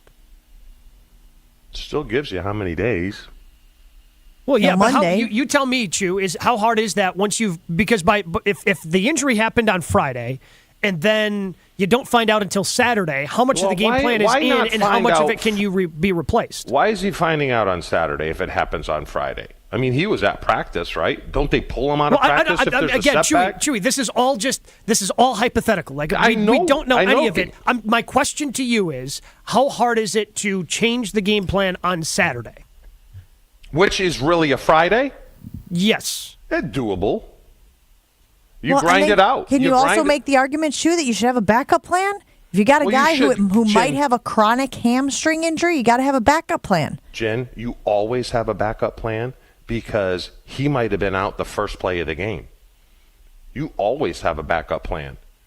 But the problem is they don't. Aaron Jones, we agree, is their most versatile back, right? He's their only weapon right now. I know, but don't you have your third running back as Aaron Jones light? I mean, they just cut Taylor, right? I think it's a really good point by you, Chew. I think you get players if you can, so that when a guy goes out, you're not left there holding. Yeah, you have to have the thing that I mentioned earlier in the show. You're not holding that thing.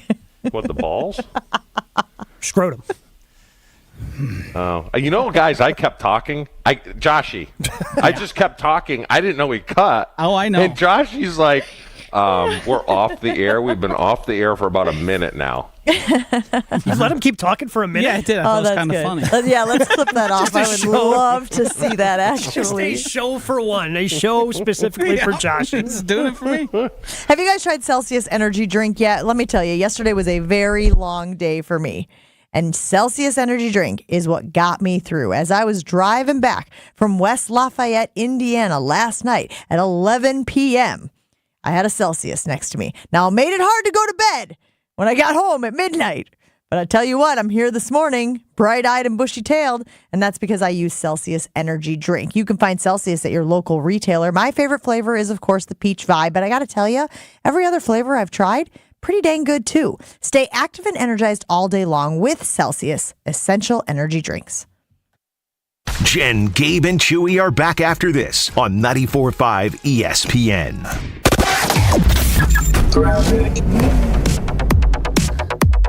Southbound on 41, we're looking at a heavy ride from Appleton Avenue all the way past Burleigh. Right now, 29 minutes from Highway Q to the Zoo. Southbound on 43, slowing from Bender Road down past Locust.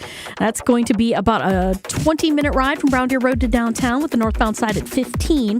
Eastbound 94, riding the brakes a bit from just east of 84th Street through the Stadium interchange. From the Zoo into downtown, you're looking at a 15-minute ride.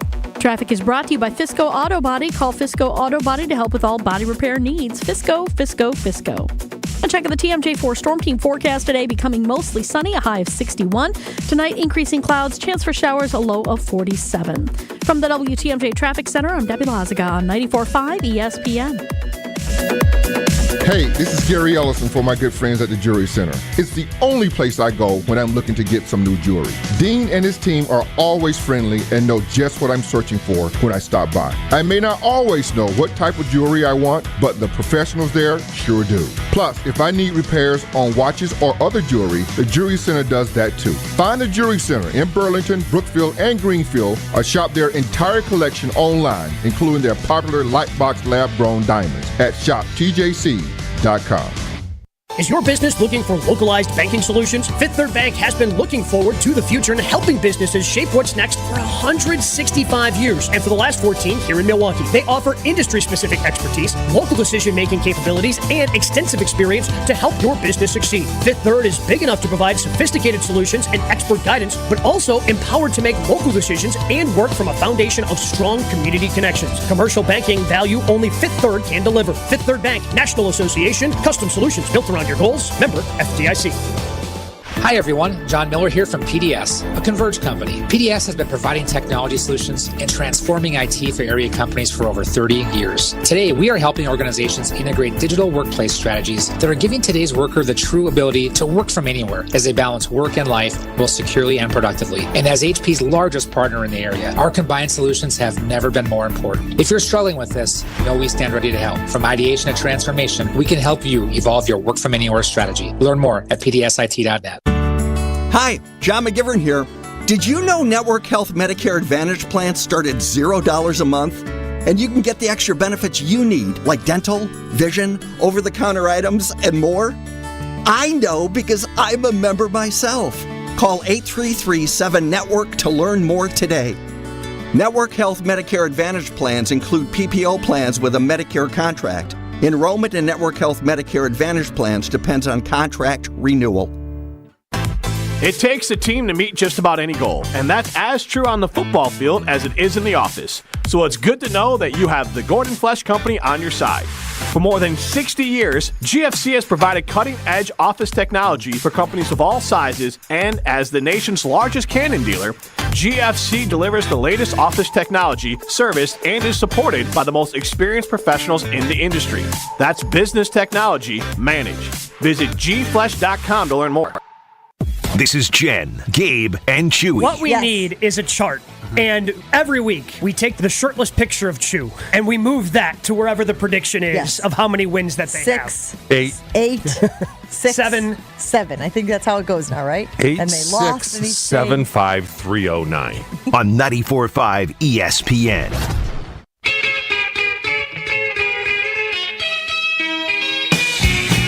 We had Adam Schefter on the show a little bit earlier this morning. If you missed any of that, you can find it on Wisconsin On Demand, wherever you get your podcasts, or you can just go to our Jen, Gabe, and Chewy Twitter account where we have the interview posted.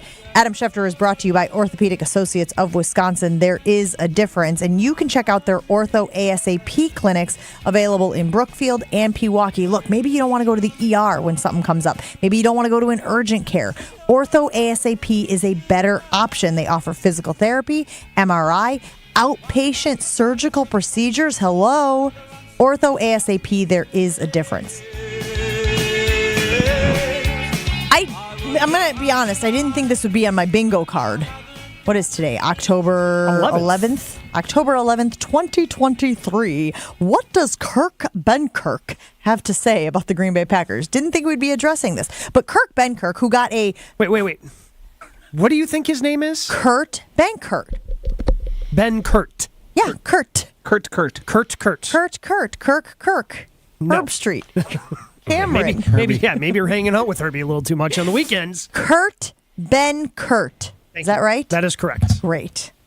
Now that we've covered that, can we get to what he said? He has a bit of a cult following. There are people who really liked him. He interacted with the fan base when he was here as a backup quarterback behind Aaron Rodgers. He is a gamer. So he does a lot of those streams when he's doing gaming. And apparently when he was on Twitch recently, I don't know if somebody asked him, Joshy, or if he just kind of brought it up out of the blue. He does a weekly show with the very famous Twitch or video streamer, Ninja. And they do a football-specific show with Kurt Benkert where he was asked this question. Okay, so what is the question? computer's buffering. Give it a second. Oh, I thought he wanted me to fill. So I'm going to go head coaches here. I played for Dan Quinn, who I absolutely love. I really loved Kyle Shanahan, and LaFleur and I really butted heads. And I will just be very honest about it. The beginning, when things were really good, by the time that I got released from the Packers, transparently, I went home after an OTA practice and I just told my wife, like, dude, I cannot do this shit anymore. It is driving me insane because I was just like, getting it, dude. It's off season. Aaron Rodgers wasn't there to like kind of lighten up the mood. A lot of coaches had left, some players had left. It was that new year, and I ended up getting cut like 3 weeks later, thankfully. He was just unloading on me every day, and I didn't take it anymore, and that's why I ended up getting cut. And it kind of left a really sour taste in my mouth because I freaking loved Green Bay. I rode for it. Like, dude, it was just like that was my experience at the end. Chewy, your reaction to Benkert butting heads with Matt LaFleur. Suck it up, puss boy. In hindsight, I should have seen that coming. Yeah. What do you think I was? I was the designated yell guy for Holmgren. When Holmgren, because he couldn't yell at certain players and he could yell at me, you just realize that's your role and you suck it up and play. The reason he got yelled at is because LaFleur can't yell at Rodgers. Yeah, duh. He has to yell at someone. So that's your role. You should have embraced it like I did, and hopefully it comes out of the back end. You know, like a lot of times it does. It came out of the back end with me. I mean, I think it comes out of the back end for everybody, doesn't it? Yeah, eventually. If not, consult your doctor. Then you get caught. Right? Or an enema, you know. One of the two. But I mean, that was your role. So what, would you think you were going to compete against Aaron Rodgers? No, but like, I guess my question is, does this say something about Matt LaFleur? And was this one of those, hear me out, I got some options here. Yeah. Know your role, Kurt. Know where, you know, like you are maybe going to be the guy who, you know, bleep runs downhill and sorry about that. Yes. Or could Kurt have been somebody who questioned the scheme or questioned play calls or said, I see what you're doing there, Matt, but what about this? Would this work? And maybe Matt didn't like his authority being questioned. You know what I mean? Like, I always think like in a cooperative space, anybody who is like, I'm the boss, I know all, none of y'all have any good ideas, and you will just listen to what I say is a really bad way to manage. I just think that. Like, the more brains, the better. I have blind spots. You have blind spots. So if you can alert me to my blind spots, I'm not going to take that personally. No. Yeah, but I don't think it's the place of the third string quarterback to sit there and tell the head coach, you know, how he should be running an offense. Now, it's fine to do now. You know, I never went up to Holmgren on the last play of Super Bowl 32 and went, two-jet Winston, that's the best you got? A play we have not run all year long. Honestly, you talk about not familiar. I'm honestly surprised you're doing it right now, Chew. I've done it before. I'm sending that You to know, him. I'd Yeah, I do was it about to again, say, yeah. not to his face. But. Exactly. He's still a little scared. That's why I'm surprised you're doing it now. But the point that Kurt made after the fact on Twitter yesterday was that you're supposed to give your position. You're supposed to give your viewpoint. That if you sit in a room with Aaron Rodgers and keep your opinions to yourself, good luck. Like, Rodgers wanted that dialogue. He wanted people speaking up.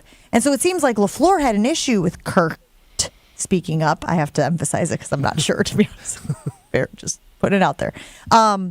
And so he was getting mixed messages, is what I'm saying. He was getting a message from Aaron Rodgers that he should be contributing, he should be weighing in, and Matt LaFleur took it personally or didn't like it.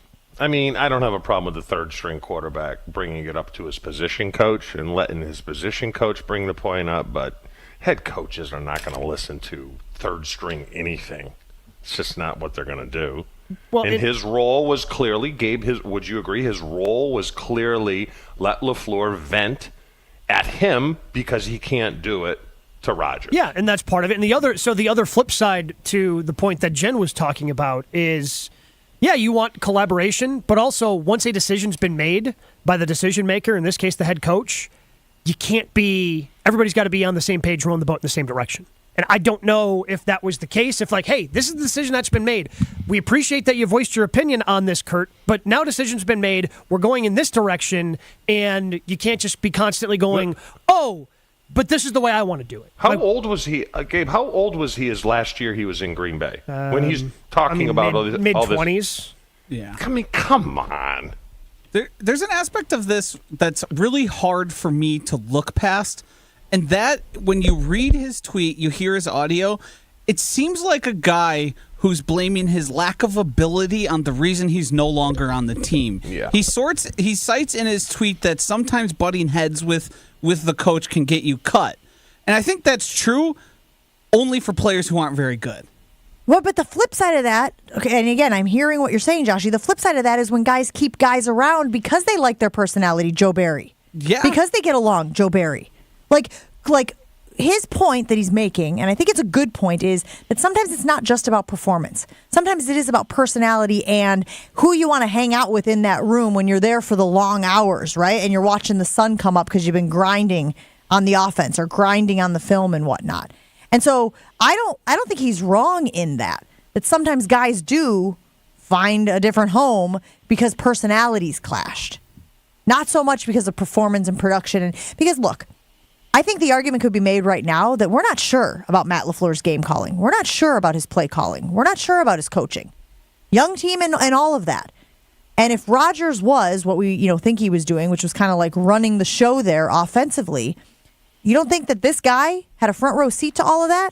You don't think this guy is watching this Packers team right now going, yep, could have told you that was going to happen. I was in the quarterback room with Matt LaFleur. I was in those offensive meetings with Matt LaFleur. And if Rodgers hadn't stepped in and done da-da-da-da-da-da-da, we don't win those games. Like, I feel like this guy's got a really good perspective on that dynamic, that relationship, and how it maybe is revealing itself now with Aaron Rodgers in New York, Gabe. Yeah, I mean, that's certainly a possibility, right? Like, and I think for a while, the whole Aaron Rodgers changing of play calls thing was always so fascinating to me because nobody complained about it when him and Devontae would look at each other and change a play on the fly. Everybody, oh man, that's so cool. They have that type of chemistry. And then when he loses Devontae and Rodgers trying to change plays with younger players, everybody, oh, can't wait to see that Matt LaFleur offense. And now, well, we're potentially seeing that Matt LaFleur offense. This is also coming from... And I like Kurt's stuff. We had Kurt on, when we were doing our off-season Packers stuff. We had him on our Folk Hero Week, and I think he can provide a lot of insight. But some of this is coming from, okay, so you butted heads with Matt LaFleur. Does that mean now you're more critical of Matt LaFleur? Yeah, to me, that's what it sounds like, Gabe. If he left that part out and just bashed him and look, I've been in those rooms and left out he used to scream and yell at me, so now I'm going to get back at him because they're losing. Then I probably would have listened to him a little more, but as soon as I hear that, I dismiss it. You didn't like your role. That was your role. You didn't accept it, and that's why you're gone. Dude, if you were good, you would have played. Does part of you, Chew, because I know there's a part of you that wishes there was a little more old school Holmgren type in Matt LaFleur. Does hearing that LaFleur can even yell at somebody give you a little bit of oh, he can yell? Good for him. Everybody can yell at somebody. But I was talking to you, Jen, in the whatever we call that meeting we have before. Not important. You nailed it. Musgrave getting yelled at, that was a 3, maybe a 2.5. Wait, on the what? When he was getting reprimanded on the sideline. Yeah, that was a reprimand. God, That wasn't a yell. That was not a yell. Yeah. That was like. But it was nice to see. I mean, it was nice to see that LaFleur was like, hey, I don't like what you did there. We're going to have a little chit-chat about it right here with the cameras rolling. Because LaFleur is, I think, famously avoids being seen doing that. Even at the podium, right? Yeah, because he's a pro player. Well, and he was taking responsibility. He said yesterday, I take responsibility. This is on me. We need to play better. It's on me. So I liked seeing a little bit of fire, even if it was a 3 on the old yell scale. Chew, what's the highest you ever saw, Holmgren? 10. Oh, yeah. He turned different colors. We'd call him Sybil. Yeah. We would call him not just face, but we'd call him Sybil. And I can tell you this, when he's in it and he's ripping you a new one, you don't say a word. You don't, even if you're right, you don't say a word. Andy Reid wouldn't say a word. And that has served you well in your relationship with your wife, hasn't it, Chew? Yes. Know your place. I don't talk. 10 o'clock, that's when I first talked to her, because she is mean as a rattlesnake in the morning. Don't tell her I said that. When he grabbed Billy's face mask, was that a 10? Or did it get past when he grabbed Billy's face mask? Because that's the most upset I can remember as a fan seeing Mike Holmgren in a game. when he grabbed Bill Schrader's face mask. And I love Billy Schrader now. He's great, but when he played, he was a doucher. Everyone on the team loved it. There were two things that I remember where the team was united. When Holmgren grabbed Billy Schrader's face mask and ripped him a new one, they were happy about that. And when none of the offensive players went to Ross Verba's defense when the entire defense was beating him up. In a practice? Yeah. It was wonderful. No one came to his defense because he was a Richard. And it was funny. So tread lightly. Get perked up. Let me tell you guys about Perky's Old Fashioned. It's an old fashioned mix with the booze already inside. They have both brandy and bourbon options. Admittedly, I'm a brandy guy.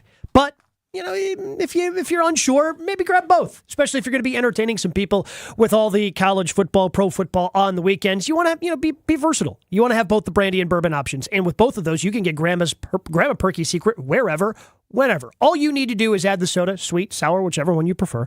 Perky's is great for boat days, weddings, holidays, parties, everything in between, especially football weekends. Find Perky's near you at perkysoldfashioned.com. Perky's Old Fashioned, made locally. Wisconsin made. Your bartender in a bottle. Full show podcasts, interviews, and special content is available right now at WisconsinOnDemand.com. This is Jen, Gabe, and Chewy on 94.5 ESPN. We've got some backups and an accident on northbound 41 right about at Main Street. The left lane is blocked, so those big delays are already starting to stretch towards the county line.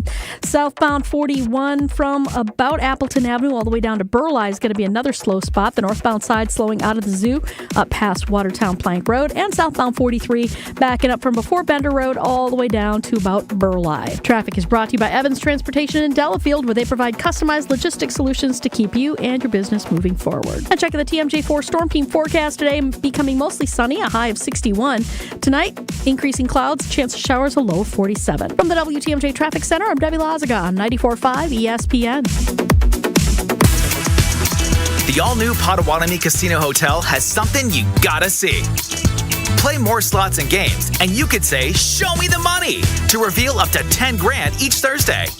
800,000 in prizes is up for grabs. 40 winners each week. This October and November at Potawatomi, Milwaukee. When you're ready to win, just say, "Show me the money." More info at paysbig.com. Must be 21 years old and a club member to play. At the Home Depot, Saturdays are about two things. The one-of-a-kind wood-fired flavor of a Traeger Ironwood XL grill. And football. That's right, Desmond Howard. Get fired up for the game in just a tap with Traeger's intuitive touchscreen. Then throw on your favorites and monitor the grill from anywhere with Wi-Fi technology. So you spend less time staring at the grill, which means more time for football. Upgrade your Saturday with Traeger and the Home Depot. How doers get more done.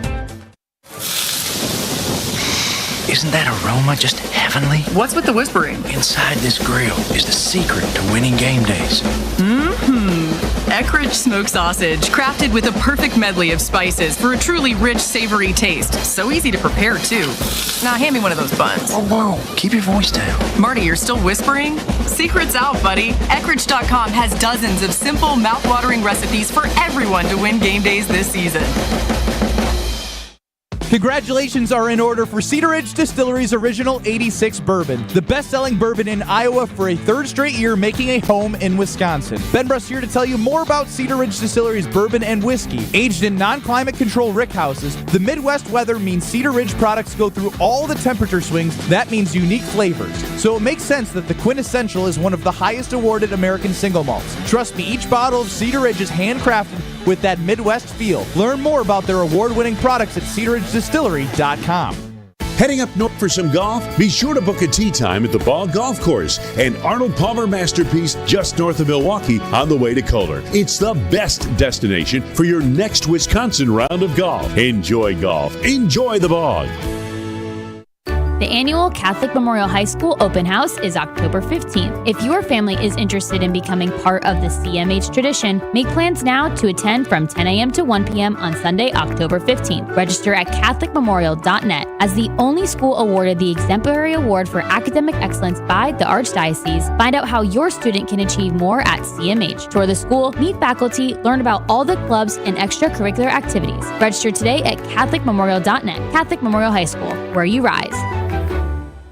Experience, knowledge, and results. That's what you need when you've been in a serious truck accident. Call Gruber Law Offices. We've successfully helped people injured by big trucks for more than 35 years. Gruber Law Offices.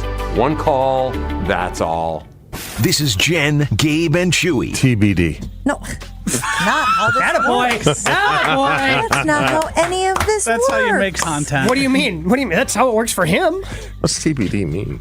To be determined. Oh, okay. Gotcha. To be dumb. Did you hear him say to be dumb? To be done. Did Joshy say that? He did. On 94.5 ESPN.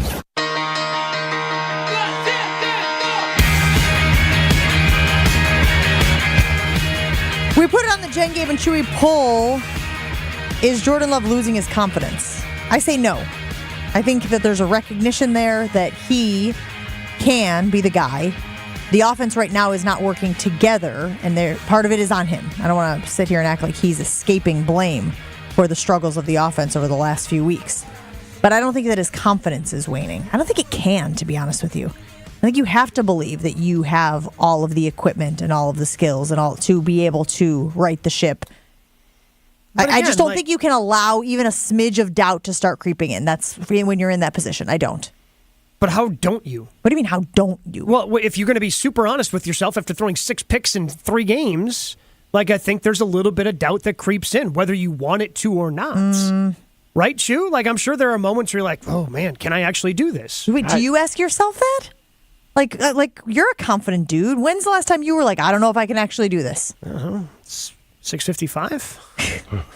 Right, but again, to my point earlier, isn't that more about the pieces around you than you? You know what I mean? But again, I'm 21 years into a career, right?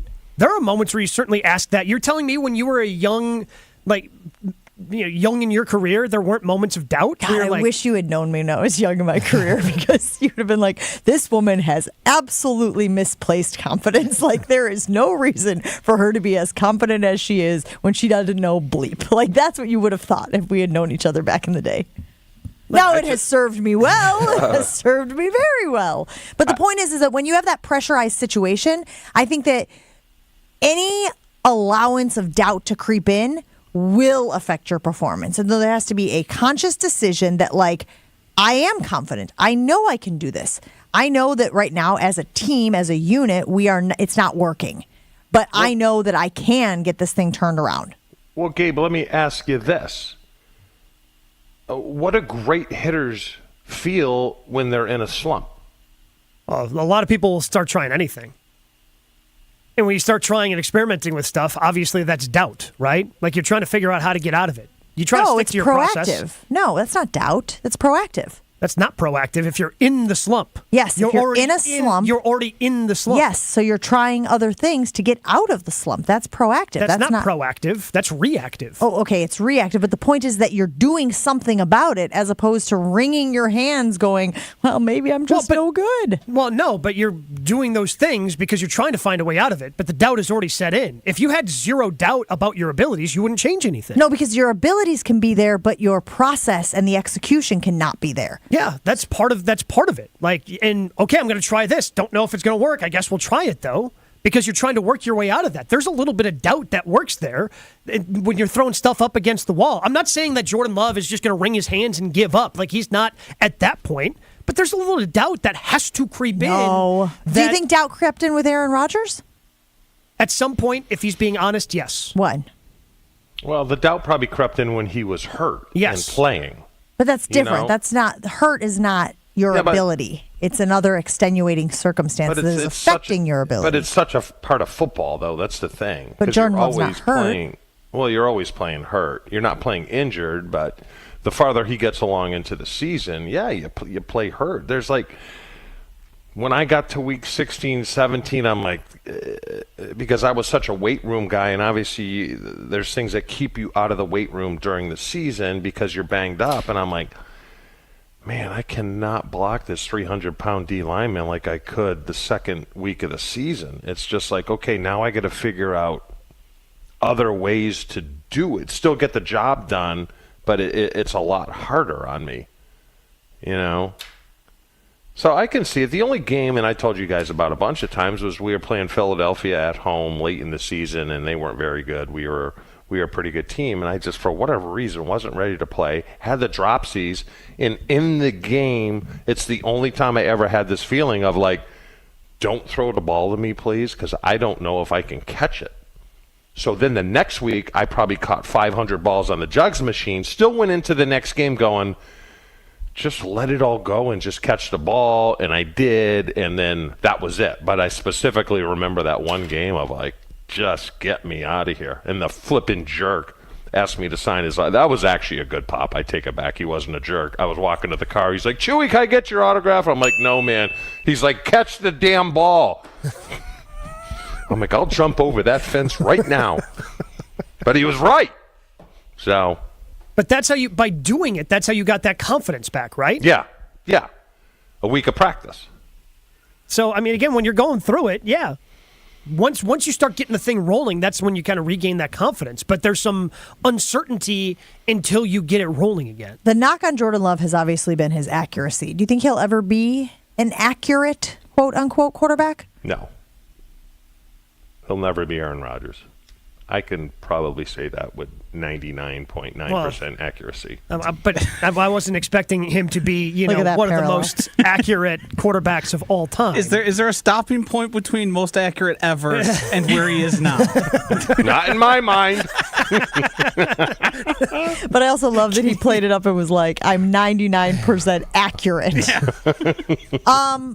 Well, who's an example, Chew, of somebody who is not an accurate quarterback but has had sustained success in the league?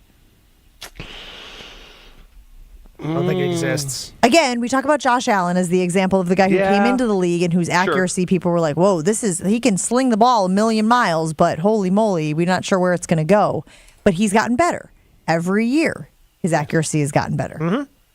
And it's just such a different to do it in practice than to do it live, when you're under the bright lights. I mean, I guess that kind of falls under Oneida. What exactly do guys do during the bye? I know we're talking about how they can't have official organized practices. That's against the CBA, even though I do think that they need to be getting together and figuring some stuff out during this week. Typically back in our day, so if we played on a Monday night and we're off the next week, we would...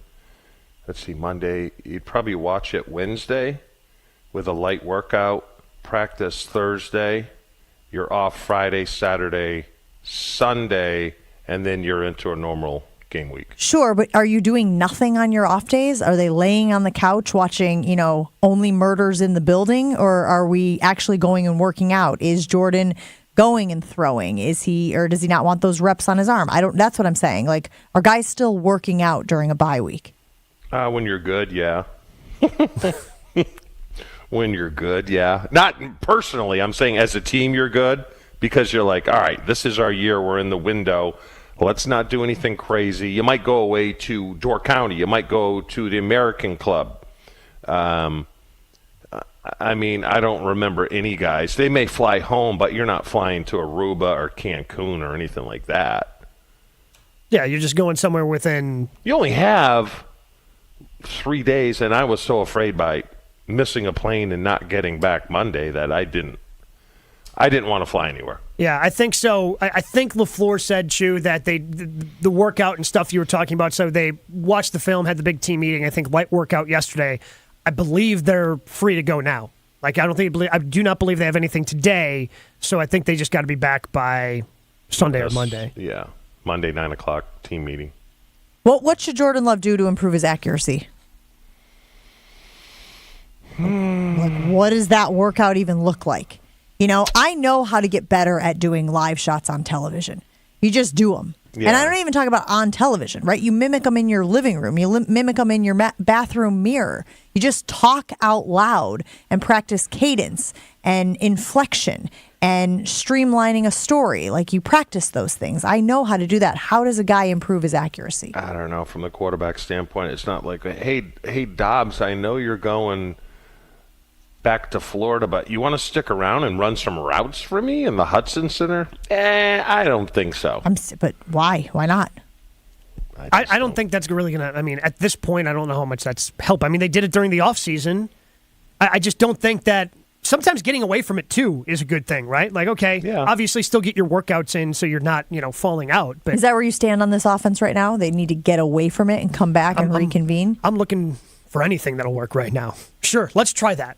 Let's give that a chance. You're like the Aaron Rodgers, like some crystals. Maybe you dangle some crystals over them. We'll get some, get a couple of dolphins, record them doing their business. Maybe a sweat lodge. Get a sweat lodge going. Everybody can climb in. Anything offensively. But I think this is across the board. This is coaches too. Like, what are we doing wrong here? Well, isn't famously that's what coaches do during the bye week? Is they self-scout? Sure. Yeah. You look at it and you're like, are we doing too much? Are we not doing enough? Let's go back to the basics. So, yeah, they're doing a little soul searching themselves. All right, Chew. When you have to do some soul searching at home, where do you go? Thanks for the heads up, Josh, you moron. I told you to give me a heads up in my... Hey, you know where I go? It's where Joshy's going to be winding up going because he's got a serious girlfriend. And what would make her happy? The Jewelry Center. Let's be honest, most guys don't have a clue when it comes to buying jewelry. Gabe's one of the smart ones. He got the engagement ring and the wedding bands from the Jewelry Center for his wedding last year. They also do in-house repairs for watches and other fine jewelry, like my championship ring when it needs work. I will be taking it to the Jewelry Center. They have 3 locations to stop into: Greenfield, Brookfield, and Burlington. If my wife can't tag along, she can just text me a picture of what she wants. The Jewelry Center can custom create any piece of jewelry from just a photo. I'm living proof. Happy wife, happy life. The Jewelry Center will make it happen. Brookfield, Greenfield, or Burlington, and online at shoptjc.com. Jen, Gabe, and Chewy continues next on 94.5 ESPN. Jason Rose is the president CEO of AccuRite Tax and Financial Services. They have document imaging technology from James Imaging Systems, your local business technology partner. I think it's very accurate to call it a partnership because it's more of a relationship that you build up over time. And your practice has had document imaging technology from James Imaging Systems for years. Yep, they know what you need, they know how to help, they're able to provide suggestions on future improvements or changes. James Imaging Systems, a 100% Wisconsin-owned and managed business technology company. Here for you today, helping you plan for the future. It's a great deal. James Imaging is the real deal. And Jason, the bottom line for your practice? Keep us up and running, especially during tax season. Keep your business up and running with document imaging technology from James Imaging Systems. Call 262-781-7700 or visit jamesimaging.com. James Imaging Systems, your local business technology partner. Let's get the latest from Lambeau. This is your green and gold fix on 94.5 ESPN. Brought to you by Z-Bart of Greater Milwaukee. Want that mirror finish on your car? You need Z-Gloss by Z-Bart. Z-Gloss is a 3-layer ceramic coating that not only gives your car that mirror finish, it protects it from everything that Mother Nature can throw at it. Visit zbart.com for more information. The Packers have still not been able to put together a full 4 quarters yet this season. The team's first half struggles continued in a 17-13 loss to the Las Vegas Raiders. Green Bay has now scored a total of 6 points in the first half over their last 3 games, and head coach Matt LaFleur knows that's unacceptable. Searching for a little bit of answers right now. I think this week will give us an opportunity to kind of go back. I thought we did that over the mini-bye, but we got to find something to get us going. The 2-3 Packers now with some time to rest up and get healthy during the bye week. They visit the 1-4 Denver Broncos on October 22nd. This has been your green and gold fix on 94.5 ESPN. Brought to you by Z-Bart of Greater Milwaukee. What are we having for dinner? At Cousin Subs, we have a simple answer for this age-old question. A family 4-pack, of course. Now at participating Cousin Subs locations, you can get any 4 classic or deli fresh subs or subs in a bowl and 4 chips or regular fries for the limited time only price of $30 plus tax after 4 p.m. You heard that right. Feed your entire crew for just $30. Order in store at cousinsubs.com or via our app. Cousin Subs, we believe in better. Pella Windows and Doors of Wisconsin present your Badger Minute. Here's Alex Strofe. This Badger Minute brought to you by UW Credit Union. For over 90 years, UW Credit Union has helped Wisconsinites achieve their financial goals at every stage of life, offering great rates for greater possibilities. Join today at uwcu.org. The Mike Hastings era for Wisconsin men's hockey is underway and off to a really perfect start. The team started the season 2-0 with 2 shutout wins over Augustana over the weekend at the Kohl Center, and now prepare for a back-to-back road trip weekend with a game at Bemidji State on Friday and at North Dakota Saturday night. Head coach Mike Hastings on Tuesday afternoon. Our team, I think, is going to be built through its depth. And so for us to be good depth-wise, our power play needs to go out and execute. We need to stay out of the box so we can utilize our depth. Badger Minutes on ESPN Wisconsin are brought to you by Pella Windows and Doors of Wisconsin. Schedule an appointment online today at PellaWI.com. You're listening to Jen, Gabe, and Chewy. Can I be Chuck Woolery? Yeah, Tiny Mike. Tiny Mike. Average. I mean, no, I want to ask the questions. Tiny Mike. On 94.5 ESPN. Here we go. If you're looking to start your weekend right, just head to Bubbles and Brunch at St. Kate the Arts Hotel. It's held every weekend from 9 to 1. Sounds like somebody had some bubbles this morning. Was I on? Sorry. Oh my gosh. I told you your mic's on. You too can sound like that if you go to Bubbles and Brunch, St. Kate the Arts Hotel. Are you insane? Did you just belch in the middle of my read? No, he didn't for belch. St. Kate the Arts Hotel? We need a stronger word because that was pretty crystal All right, clear. first, let me get through this, and then I'll come back to you. I'll come back to this.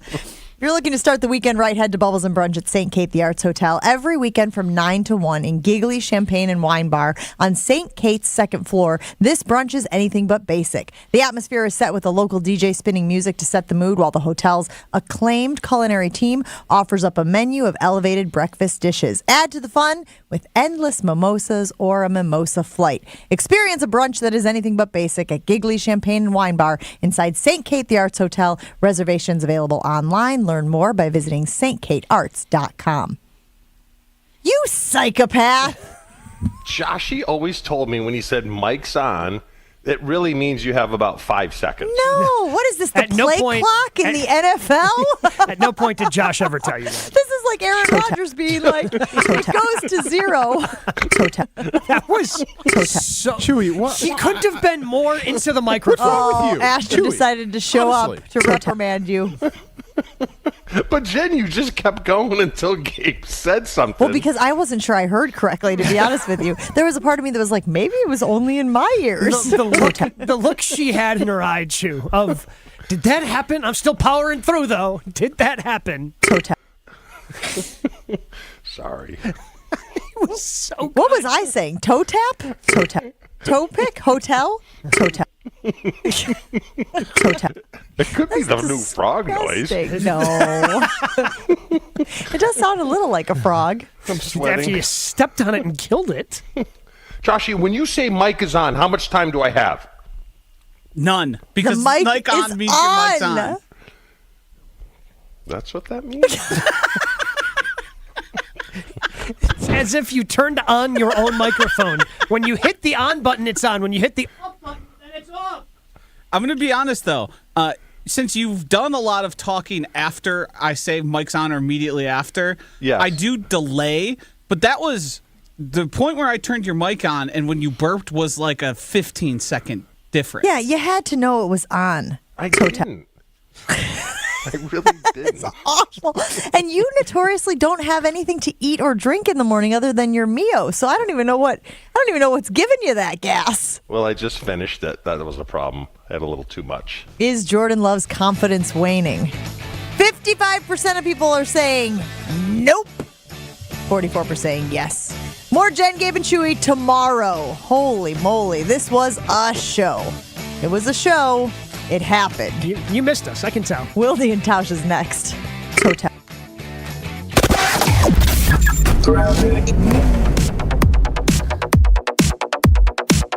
We do still have this accident northbound on 41 at Main Street. Left lane is blocked.